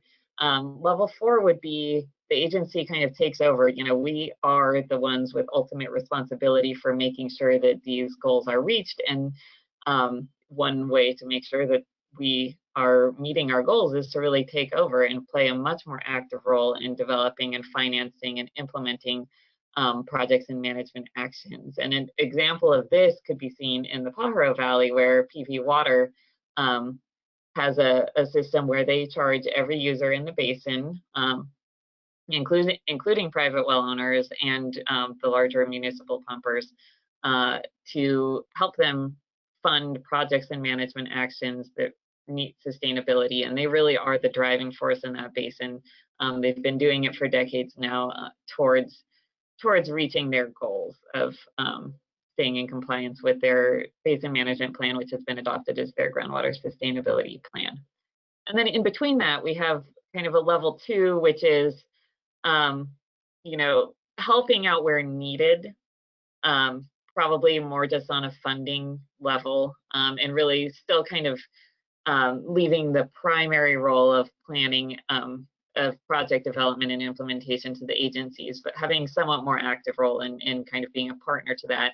And then level 3 is saying, well, we'll let the agencies do their projects, but there's always the possibility that we're not going to see all of our sustainability criteria met just with the projects done by the agencies, and therefore we are going to be prepared and willing and able to do whatever it takes to make sure that we are achieving sustainability. So, you know, that could look, one way that could look is if we find that all the projects done by the water agencies have been really beneficial for groundwater elevations throughout most of the basin and the aquifer, but there might be a groundwater dependent ecosystem that we think of as particularly valuable that may not be seeing the same benefit because it's really depending on the upper aquifers. That might be something where this agency does decide that they want to step in more actively. All right, so moving on to the, and I should say, you will have plenty of opportunity to discuss that that 4-part scale is what we're going to be asking for input on shortly. Let me just, Sarah, let me just add, are there any immediate questions of clarification for those 4? Well, just while again, we're going to double back around to them, but just while we're there, any immediate questions for clarification on anything? Okay, cool. Let's go ahead and continue. All right, so now we're going to talk about, once we've kind of decided that first level, we also need to talk about how we choose then which projects and management actions get put into this plan, into the sections 4 and 5. So section 4 is basically a description of the projects and management actions that the agency thinks are going to be necessary to reach sustainability. Section 5 is the implementation plan for those projects and management actions. So how much are they going to cost? How long are they going to take until they're up and running? Who's going to pay for it? How's it going to, you know, how are they going to pay for it? Who's in charge of ongoing maintenance? So those are the 2 sections that the projects and management actions really stand out. And it probably goes without saying, but they should be the same projects. Like you would expect section 5 to be based on the projects and management actions outlined in section 4. Because I know this sounds very scary, I do want to make sure everyone totally recognizes that DWR understands that we don't have a bunch of shovel-ready projects that have been already kind of predetermined, that we're still developing these. And so we're going to do the best that we can for this GSP, but it's not game over. These projects are still going to need additional feasibility work. They're going to need permitting. There's probably going to be adjustments throughout the next few years, and that is okay. So this discussion, this is a really important question because we need to know from you how you want to choose projects. And in the first part of this conversation, when I was talking about the level, the role of the agency in in implementing projects and management actions, that we didn't really have a staff recommendation for, but in this conversation we do. We really are strongly recommending that we turn first to the work that's already been done by the partner agencies and the agencies working in this basin, and that using that work that's already been done, we present a suite of projects to this board that we think should be included in the GSP, and we'll kind of sort them by projects that we think have high return on investment. So, you know, a good value, that they have a large positive impact and hopefully multiple positive impacts, you know, not just one, but they can meet several needs all at once, including benefiting the most stakeholders, that they're targeted based on some of the modeling that we're doing to the areas where we think that they'll have the biggest benefit and are just otherwise deemed as optimal, as we wrote. So are there any questions with that, or do you think we are ready to move forward with our kind of polling? So like Dave said, there's going to be two things that we're looking for input from everybody on. One is how they're feeling on that scale of kind of 1 to 4 about the agency's level of involvement moving forward. And the second thing we're asking for is, do you like this staff recommendation for presenting projects and management actions to go into the plan, or do you have other thoughts or concerns or additions or changes that you want to make? And it looks like I see some questions. So let's go to, we've got a couple of questions that are in the queue. Let's go to Jack. In the queue, we've got Jack, Doug, Ruth, and then Chris. So we'll start with Jack. And again, we're just keeping these to sort of general questions of clarification or something along those lines. And then I will eventually come around to each of you individually on the questions that we've posed. So Jack, go ahead. Okay. Regarding the bullet points you just went over about criteria that you'll be, not criteria, but benefits that you'll be explaining later for each of the PMAs. Are these weighted in any particular, or they're all important? In other words, is one more important than another? I think that that's something that you could provide input to us on if you think that there's something that's more important, but we will have information about all of these, you know, we'll have information about all of these bullets on all of the projects that we propose to move forward with inclusion in the plan. So how you want to evaluate that can kind of be up to the board as that information is provided to you. Okay, they all do look important to me. Thanks. Mm-hmm. All right, Doug, go ahead. 2 questions. The first one has to do with the general 1 through 4 stuff. If we were to take one of the lighter fingered approaches, I guess my question is about what sort of enforcement tools we have other than a bully pulpit, and then the threat of the state coming in if we don't achieve our goals. Is there any gradation of enforcement authority that changes with those different levels other than power of the purse?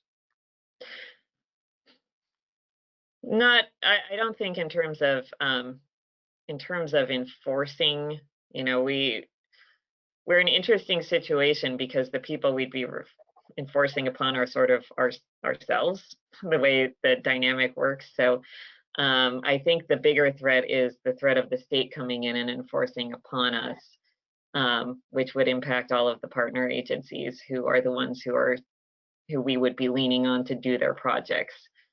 Yeah, but I be sufficiently motivational. Right. Yeah, and I don't imagine that our powers are changed at all by the decision that we make there, if that's what you're asking. And I also don't think that it's, you know, it doesn't need to be permanent either. We can always readdress later. Okay. And then the other question. I'm sorry, pardon me, Doug. Yeah, well, I think Rose going to add to what you had asked, Doug. So I'm going to have you hold on that for that second question. Rosemary, go ahead, and then Doug, I'll double back around to you. Hi, I was just going to add that I think that the one power that the agency has that no one can take away from them, and that really is a fairly powerful tool, is we're the planning agency, right? And so this plan has to get updated in 5 years. If we're not seeing progress in the form that we're looking for, then in 5 years, the agency has the opportunity to basically say, well, this isn't working, we need to do something else.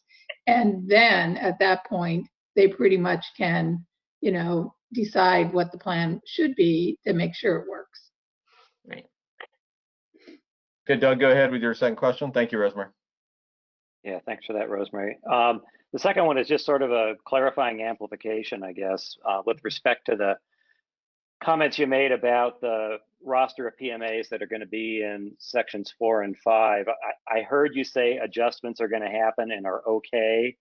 I just want to make sure that, we're going to put in a list of aspirational projects and actions. It may eventuate that we don't do some of those as long as we're achieving our goals. Is that okay? Or are we creating an obligation by having them listed in that section? No, if there's a project that we put in this section that turns out later to be infeasible for any number of reasons, because we just will not have had the chance to do all of our full evaluations, between now and June, when we need to have this plan drafted, the DWR is not going to expect us to move forward with a project that is problematic. So if by putting things in the plan now, there's a real benefit to having a lot of projects and management actions listed, because once they're listed in the plan, that opens them up to being suitable for further grant funding. It just looks good from a number of standpoints. If you're trying to get grants, if you're trying to get loans, and they ask you if you're compliant with your groundwater sustainability plan, you can say, yes, this project is in there. We need this money to help us further develop it. So I guess to answer your question, it benefits us to put projects in the plan, even if we're not fully convinced we're going to do all of them. And we don't have to do every project in the plan as long as we're reaching sustainability, because we understand, and DWR understands, that there's probably going to be a lot that changes in the next 5 years in terms of project evaluation, because we just have not had the time yet to do the level of project development that you would typically expect on projects of a large scale. Perfect. Thank you. Okay. Ruth, let's go to you. My question is about funding. Do any of these 4 structures of the organization, are they more or less advantageous about getting grant funding? That's a great question. I can tell you my speculation. My speculation is that it probably doesn't really make a big difference based on the way grants have come out so far. They've really been focused on, is this project a part of the plan? Are these project and management actions that are part of your groundwater sustainability plan? If they are, then this groundwater sustainability plan implementation funding is available to you. They don't ask, is this project or management action being implemented by the GSA? That is not the way that they've been described, because there is a broad spectrum throughout the state of different approaches GSAs have taken on that level of involvement in project development and implementation. So I suppose that's worth kind of considering, and maybe talking to some of our friends and colleagues at DWR to see if they expect there to be any changes on that front. But at the moment, I really don't think that from a funding perspective, from getting a grant fund anyway, that it really matters which approach we take. Thank you. Chris, go ahead. When do you want input on those 5 bullet points? At this stage or as we go on? We're going to be asking for input in about 4 minutes. Okay. So it doesn't, like everything we've done, this is an iterative process, and this is really just helping staff as we start to develop sections 4 and 5, because that work is beginning now. So we want to know the board's position, and we also want to make sure that the board's position is consistent between the different members, or at least everybody's heard everybody out. So, you can you can always mull this over a little bit more later and get back to us, and there will be other opportunities, especially during the review of the process, but we do kind of need to get some input pretty soon. Okay, I'll save it for 4 minutes. Okay. Okay, and because we're going to go around the horn, like we said, and check in with everybody, I'm actually going to go ahead and go to Frank Cheap first, because I want to make sure that any public comments, while this isn't a vote that we're going to do, I do think it's important for any public comment to be brought to the fore before board members are weighing in. So Frank, I'm going to look to you at this time, and then Nick will actually go ahead and open up the floor for any other members of the public, and then I'll come back around to the board. So go ahead, Frank. All right. Yeah, thank you. It's kind of interesting. It's sort of like forming a club in high school and not knowing why you're forming a club, in that the state has allocated funds to create these agencies to manage groundwater conservation, recharge, limiting overdraft, seawater intrusion, all the bad things that have happened. And yet they've given tremendous authority to the local agency to write their own ticket within certain parameters, which seems to me to cause excess discussion. I mean, long-term discussion. You guys have been at this for some time, right? This is not something that was formed 6 months ago. So that's probably one comment. Secondly, I would absolutely agree there needs to be coordination between local water agencies whose primary job is to provide water for those districts, and yet they do need help working with each other. And if there's funding from the state that can come in and sort of create a homogeneous strategy or plan or fill in dollars that are lacking, I would say that's a good thing. I think the third thing, though, is an agency without funding is impotent, meaning that once this group defines the charter and says, let's go for it, and the state doesn't give you any grant money, as somebody said, it's going to be just a bully pulpit in terms of enforcement strategy. So at that point, you're going to try to raise grant money, which is a whole other full-time job, as I'm sure most of you guys know. Once you get the money, then you're going to say, what are we going to do with it? I'm not saying all this stuff is not based on altruism and the goodness of the whole, but I just, coming from the private sector and seeing government fail in a lot of ways, certainly on a county level. No, hopefully I didn't offend anybody here. I'm concerned. I'm just concerned about yet another agency that's going to feel good about themselves and, make statements and press releases and all that stuff. So those are my comments. All right, thank you very much, Frank. As you might imagine, when this legislation was being written, the battle, if you will, between how much local control versus top-down state mandate was going to be built in was a fairly significant conversation that went on. Nick, let's go ahead and open up the floor for any other public comment, and then we'll start checking in with all the board members. Okie doke. So if you're a member of the public and you're calling in via phone, if you have anything to say, this is your opportunity to do so. Sounds like we do have somebody on the telephone. Just want to verify that caller has nothing to say. All right, hearing none and seeing none. Okay, so I'm going to ask that we keep the slide that's already up, and then if folks need to be referencing back to the roles, the 4 roles, those can be found in your agenda packet, which would either be, depending on how you're looking at it, either page 4.3-11, or if you're just going by a PDF page, it would be page 89 of 93 total pages.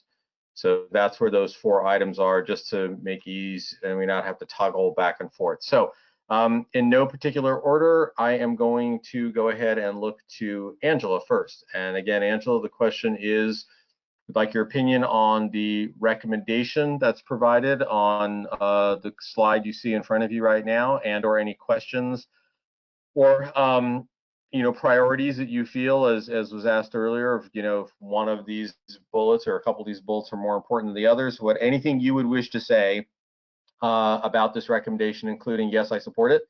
And then we would like to hear your opinion of where you think the agency should land on items 1 through 4 of the options. So Angela, you want to go ahead? Yeah, I mean, I definitely agree that we should be leveraging work that's already done in terms of, saving money and reducing the amount of workload on a much limited staff team. We're all limited in time and energy and resources, so we should definitely be doing that. I do like all of the bullets. One, though, that I do have some concern over as a private well owner is the benefit the most stakeholders. As a private well owner, we're obviously probably the smallest group of people. So that kind of concerns me a little bit. I'm hoping, overall, that might not necessarily play a factor, just because some of these other, bullets will probably hopefully outweigh that one. But I do have to say, I do worry that, even though we're trying, we do want to think of the greater good, but I also am representing the private well owners. So I want to try to keep our interests in mind and make sure that we are trying to do the best thing for all of us, which hopefully in the end will benefit the private well owners in addition to everybody else. So I mean, I do like all of this, but I have to say that's one area where I have some concern over. Okay, and then with regards to the agency role, the items 1 through 4, any opinion on preference for one of them? Not really. I don't really have a preference. Okay. All right. Again, in no particular order, why don't we go to Chris? Okay, showtime. I would give my preference to number 1. Sigma limits its role as that of a basin planning, coordination, oversight agency. Look to other member agencies, partners developing, implementing, financing, management actions, and/or projects needed to achieve basin sustainability. I think that's the most realistic and the way I've always imagined it was going to be.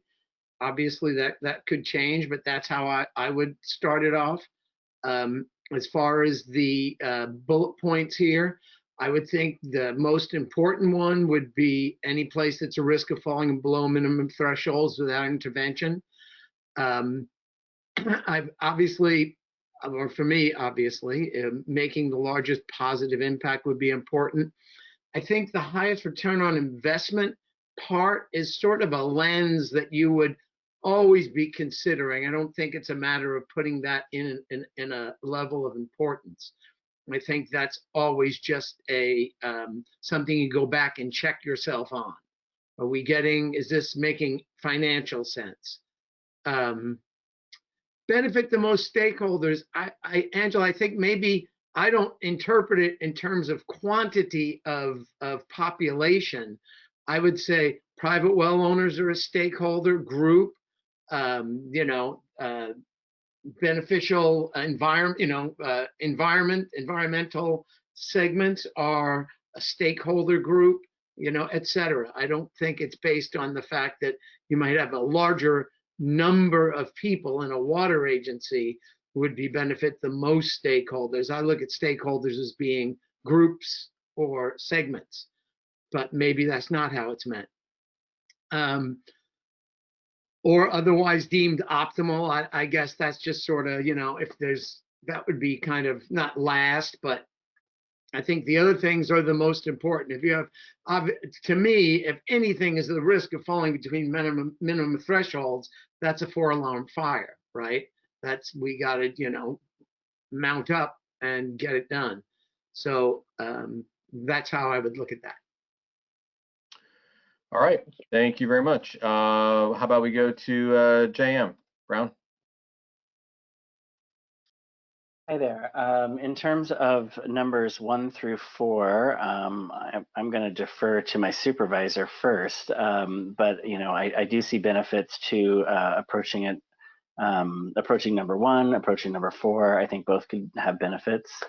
And then in terms of the staff recommendation, I agree with comments about making the largest positive impact. I think the collective nature of the work that we're doing here together would really instruct us to think big about the largest positive impacts that benefit the most stakeholders. All right, thank you. So in that light, we'll go to Bruce next. Bruce, go ahead, your thoughts? Yeah, I think the target locations that are at risk of falling below the minimum thresholds without intervention is huge. I mean, like where are the best sites for recharge areas? In fact, and you looked at that somewhat. How do we get the best chance for funding, to implement the projects that we're going to decide upon? What's the criteria? Is the state looking at a percentage increase? I mean, like, there's larger agencies than others in this, but are they looking to say where is the best bang for your buck, percentage wise or gross wise, in water production or sustainability? Sierra, do you want to try to field that question from Supervisor McPherson? Well, yeah, typically the state, when they're looking for funding, they, right now at least, seem to be very big on the multiple benefits front. So, a project that benefits multiple water resource issues. So if you've got a project that's handling stormwater runoff and water supply, that's great. If you have projects that are providing resilient water supply and are benefiting groundwater dependent ecosystems, that's great. So really, I don't know what the state will think in the long run, but right now they're definitely looking at the multiple benefits. So, several of these, I think, kind of hit that in different ways. Okay. Yeah, I just think that we should target location. And I think, we're all in this together. If we can get it where everybody takes the equal amount of hit percentage wise, so to speak, rather than targeting one section over another, maybe. I just, where are the biggest benefits, and, to prevent us from falling below that minimum threshold, I think, without intervention. I think that's the biggest point. Mm-hmm. All right, and Bruce, I'm not sure if I caught, again, with regards to the options, the role that the GSA would play. Did you have a preference of 1 through 4? Right now, no, I don't. Let me think about it a little more. Yeah. Mm-hmm. All right, great. So with that, let's go to Ruth. Okay. So I like all the bullet points. I think it sounds like a very good choice. And I like the mush factor of otherwise deemed as optimal. That's always gives you some room. And as far as the what the agency should be, I like number 2 the best. I really hope that we never have to be number 3, where we have to cover for an agency or a partner that's not able or willing to pay their share. But I feel like somebody to do the planning is an optimal way. That's it for me. Okay.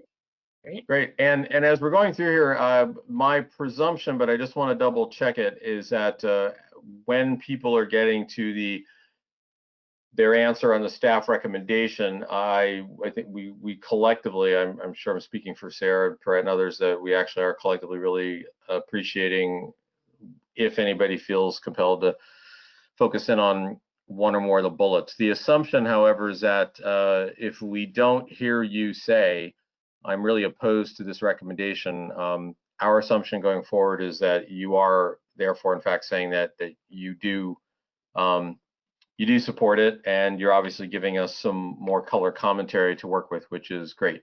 Mm-hmm. Okay, so with that, we're going to continue then. So Doug, let's go to you. All right, thanks, Dave. I guess I'll start there with the staff recommendation stuff. I mean, all of these are necessary and none are sufficient. And the weighting, is probably going to be a little different for each of us. I guess I'm anticipating at some point we'll do some sort of a scaled weighting exercise so that we can play with the dials, the relative dials on these things. And that may even change over time. The one suggestion I'd have to add to this list would be giving us some indication of the, I guess member agency is not the correct term of art, but the agency taking on the work, the willingness and ability of those agencies to be able to pursue those PMAs. I mean, do they have the budget in hand, or is it an aspirational goal? So that we don't get too excited about stuff that our participating agencies may not be able to afford. As regards the 1 through 4, I'm about 90% 1 with a dollop of 3. And the reason for that dollop is just because I could foresee us getting into the situation where our participating agencies just aren't willing or able to do what's needed in some particular area. And I'd like to reserve the flexibility for us to be able to go and take that on behalf of everybody. I mean, I know we're going to develop funding mechanisms for ourselves that are appropriate to the work we do, but I hope we can keep it to a minimum. All right, just to be sure, is that a dollop of whipped cream? Well, for me, it's yogurt, but yeah. Potatoes or okra? What are we talking about there? A little plain yogurt will do fine. All right, so we'll culture it. All right. Lois, how about we go to you next? You still with us here this evening? What are your thoughts?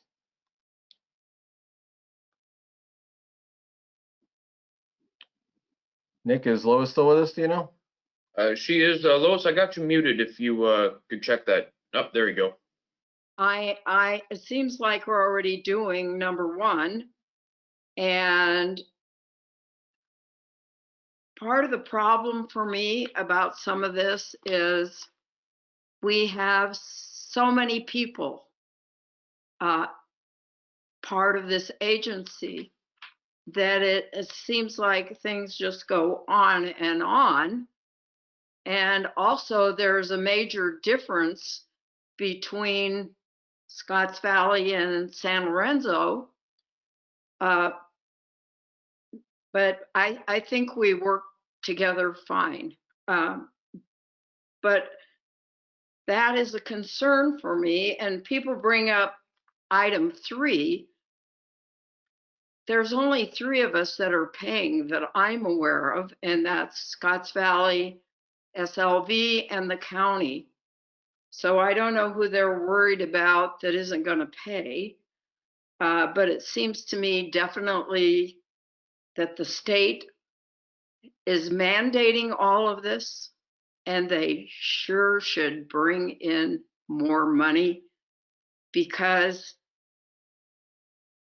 different agencies have different problems and are different sizes and have more income and all kinds of differences.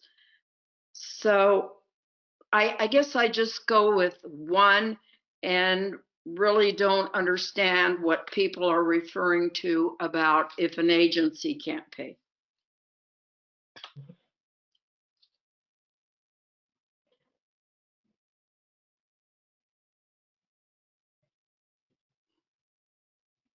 Oops, sorry, I was muted. I had myself muted. Does anybody want to weigh into Lois's question about what folks are meaning? I don't want to interrupt the flow too much, but it's always good to have a dialogue between you all as board members. So does anybody want to weigh into that question of what does it mean for an agency to not have the resources? Anyone want to respond to that?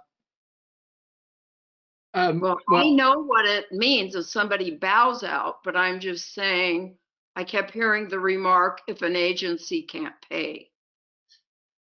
I think that I'm just going to weigh in and say the reason I picked 1 is because over the time we've been doing this, I've always felt a lot of resistance to the concept of this agency raising its own money through some sorts of taxes or fees or, reaching into someone else's pocket. And that the point of how we were going to fund this agency is the way we're funding it right now. So that's why I think number 1 is very important. But as was stated before, I think Rosemary is the one who said it, is if we've got these great plans, and when it comes time in 5 years to do an update, and the agencies that are supposed to be moving towards implementing them aren't doing it, then this agency can, change how it's, structured, or how it's going to deal with that problem. But I don't think right off the bat, I think we should assume that we're going to continue on the road that we've been doing. If I could just build on that for the number 3 option, when it's written that no other entities are willing or able to do it, it could be an issue where there might be, I don't have a perfect example, but maybe there's an area where there's a groundwater dependent ecosystem or something like that that really is kind of independent from most of the rest of the basin, and it's not necessarily appropriate for any of the other agencies individually, their ratepayers or taxpayers, to be focusing in on that project. It's something that really is most appropriate for the groundwater agency to be addressing. I don't have a great example of what that would look like right now, but it could just be something where it's kind of out of the scope of the water agencies or the county to do this project, or they don't have a way to justify the funds for it without help from the groundwater agency as a whole.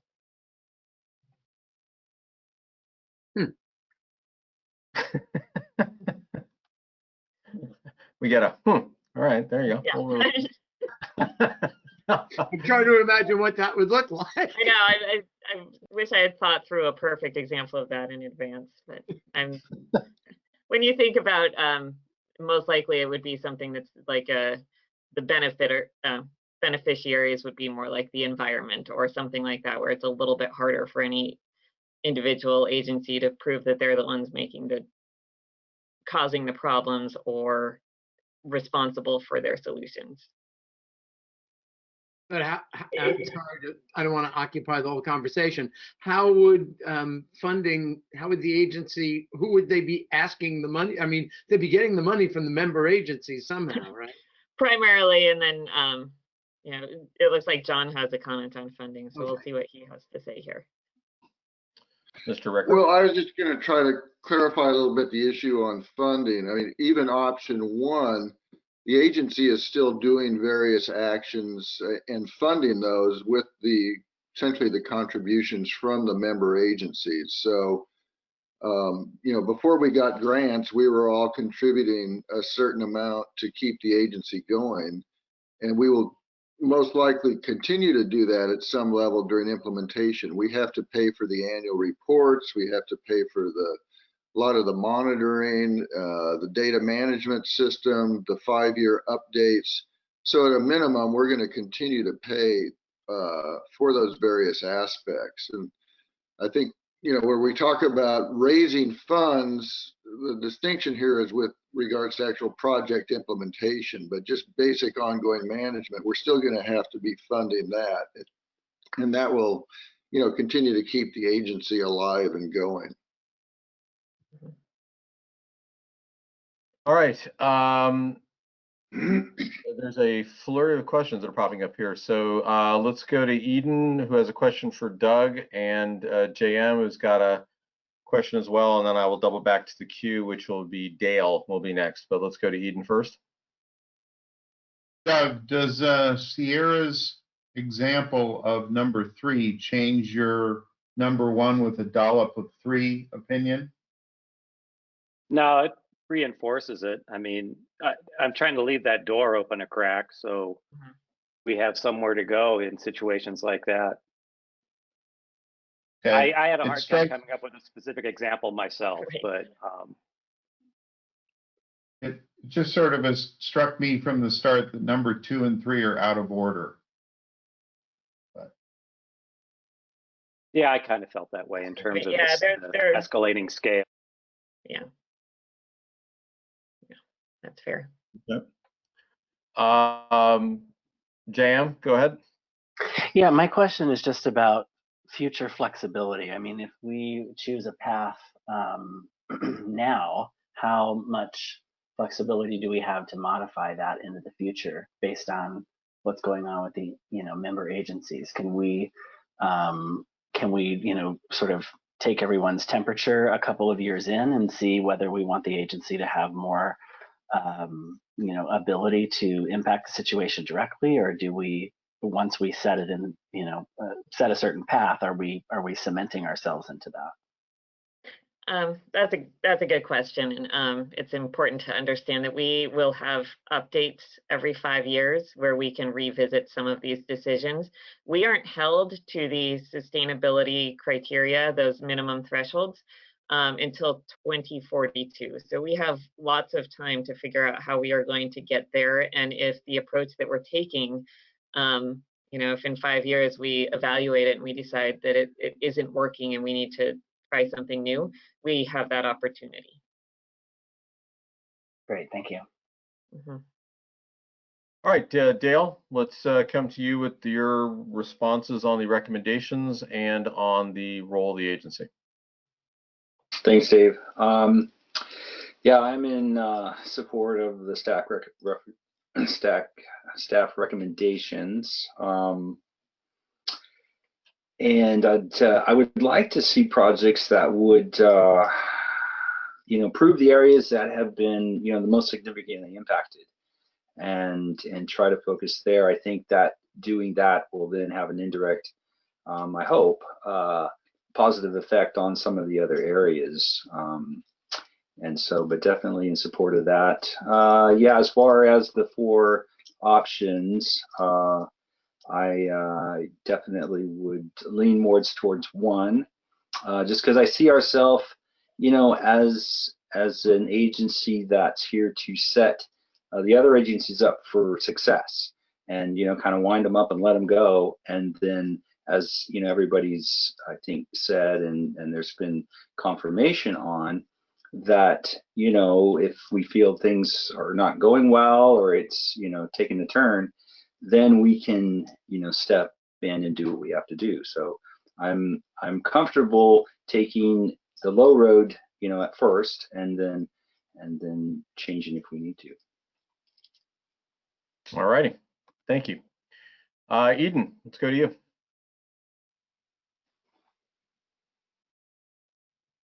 You're seeking my opinion now? Yes, sir. I'm okay with staff recommendation emphasizing ROI, as long as the recommendations don't obligate us to perform any of the specific or any of the tasks. And I'm number 1, maybe with less of a dollop of 3 than Doug has. So like Doug's is a tablespoon and yours is just like a teaspoon. All right, thank you very much. Let's go to Jack, and then we'll close that with Rick. Jack, go ahead. Okay. Of the 5 bullets, I like the first 2, the highest return on investment and make the largest positive impact. I think the largest positive impact will help all these other areas, but I'm actually supportive of all of them. Just those are my 2 favorites. On the 4 options, I like option 1 also. And I would like to add a little bit of language. I was thinking along the lines too, what if there's different benefits to different areas? Not that I want to segregate anybody, but having heard that.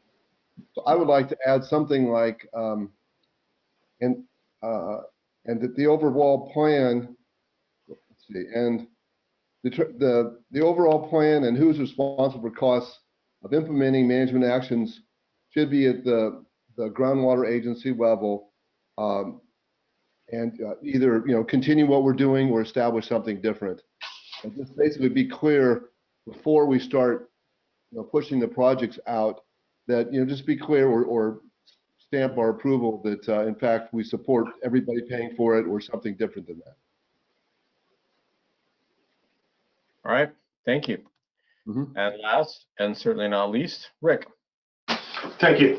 Well, I support the staff recommendations, and I would particularly draw attention to the target locations that are at risk. So that would be my star would go next to that.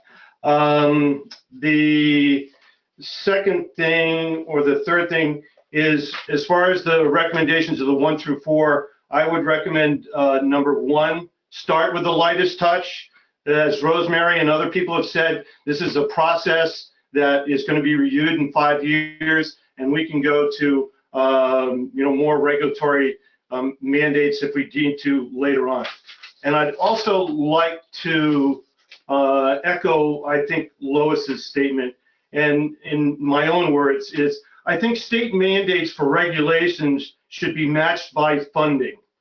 Put this searching for grants puts an unfair burden on small water agencies, particularly San Lorenzo Valley Water District, and its limited financial resources.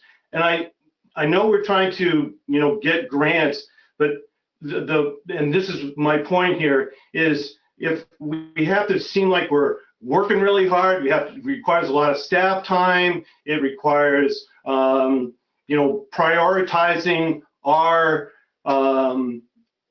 what we're requiring, prioritizing what we want to match what are available for grants. I think it puts it upside down. The grants should be available to us for what the priorities are that we set. Thank you. All right, thank you. Okay, Sierra, I'm going to swing back over to you and see if there's any further insights that you would like to get from the board. Otherwise, we will conclude this portion of the meeting. I see Ruth has a clarification, so maybe we can start with her. Oh, I'm sorry, Ruth. I missed that. My apologies. Go ahead, Ruth. Yeah, I'd just like to say that my preference for number 2 on the structure, my view of number 2 sounds a lot like a lot of people's view of number 1. So I think I'm pretty much in consensus with what I'm hearing from other people. Well, thank you. And I would just like to say how much I appreciate everyone taking the time to give us these thoughtful comments. It does seem like there's kind of a coalescing of approvals around the idea of the more limited approach of the agency. So around the numbers 1 and 2 with a dollop of 3 potentially if those kind of situations arise. So that's really helpful for us to understand. And then all of the comments that we've heard on how you want us to kind of structure the suite of projects that we bring to you and the information that seems to be important to you. Again, we'll definitely use all of the input that you've given us. It was really helpful. So with that, I don't have any more questions or needs from the board. Okay, Nick, why don't we go to public comment one last time for this section? Okie doke. All right, if you're a member of the public and you're calling in via telephone, you have been unmuted. If you're a member of the public calling in via phone, this is your opportunity to comment on this item. All right, hearing none and seeing none from the phones. And it looks like Gail Mahood has a comment. Yes, I do. I would just like to say something about the prioritization of the staff recommendation. And that is that this is all about groundwater sustainability. And so I think that the targeting locations that are at risk of falling below minimum thresholds should be not, multiple stars in front of it. And that's the main goal. There's a lot of things that you could do that would have a high return on investment, but they may not really address the main problem that we're trying to solve. And I think we need to keep that in mind. The second would be that I would like us to also look at the benefit to the widest range of stakeholders. And this gets away from this idea that it has to do with how many people, but addresses that it might be environmental features, it might be the different constituencies that are out there. And so to me, the highest return on investment and make the largest positive impact are not, they're just things that sort of Chris said this, and we just sort of consider along the way, but they're not really the main purpose of what we're doing. Thank you. Thank you. All right, thank you.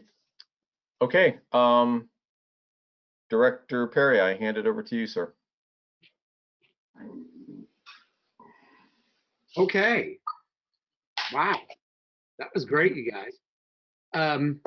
So staff reports. Do we have any? Presented quarterly. Directors reports. Okay, let's You want to go around the horn, or someone put a comment up if they have a director report? Or just speak up. I just want to say, I'll start here. In regard to what Doug said earlier about the, part two, the whole huge report that we had and read, I get his point, and maybe I didn't have a comment to make. I liked it. I thought it was well done. I understood it.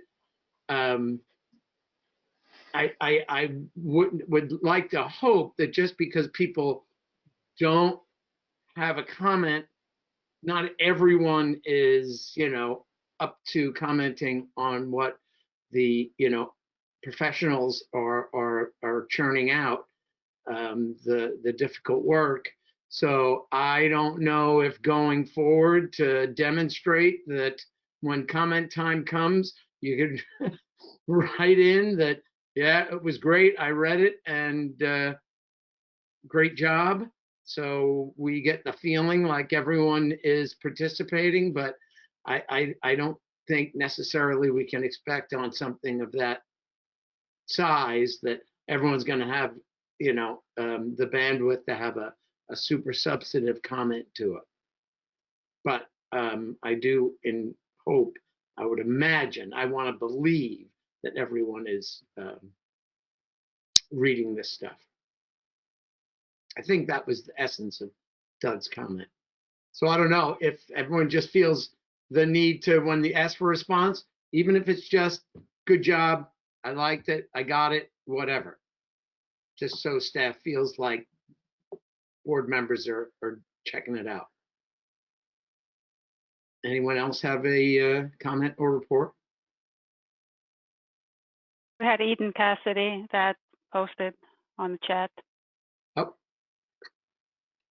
jump right in there. This is my report is that Sierra had organized a phone call with Georgina and I and the other private well owners, planning our upcoming public meeting for private well owner constituency, and it's going to be a heck of a meeting. It's a no miss occasion, so make sure it's on your calendars for December 2nd.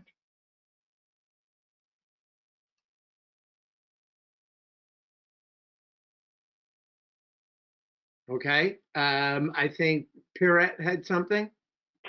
I just wanted to add to your comment, Chris, about reviewing the sections and what Doug said earlier, the member agencies' importance, making sure they're paying attention. Before it came to the directors, all staff members had their chance to weigh in, and the member agencies are represented by staff that definitely pays attention and contributes. So County, San Lorenzo, and Scotts Valley also got the chance to put in earlier comments and maybe update the sections before it even came to the directors. So that's all. And I think Jack, you had a report. Yes, I do. Just that the City of Scotts Valley Council, City Council, agreed to join a committee with the Scotts Valley Water District to talk about mutual benefits and interest in exploring wastewater and water projects. And I haven't heard what Scotts Valley Water District did with that, but I presume they approved it also. Yep, it was approved last Thursday, and we are in the process of scheduling the first committee meeting for December. I look forward to it. Thanks. And Chris and I are on the committee, or are the committee from our side. Great. And Donna, Linda, and I are on our committee, of course. You're stuck with us. Yeah. Okay, Doug has a question on the December 2nd meeting. Well, Eden teased us, but what are going to be the logistics for attending this virtual event, or will we get an email about that? You'll be getting an update. We're actually having a meeting. I think it's tomorrow. We're going to probably offer two options. One would be I think we're actually going to use Zoom for this, and we'll also have it on Facebook Live. And so we'll have people monitoring both, and that will help us eliminate any concerns of maxing out the number of attendees on one platform or the other. And it just offers kind of more options and alternatives for people to be able to you know, if you've got software related problems or something, you'll still be able to access the meeting through one venue, and it will be recorded so people can always watch it after the fact. But there will be an email and some updates on the website once we've finalized the login information. Very cool.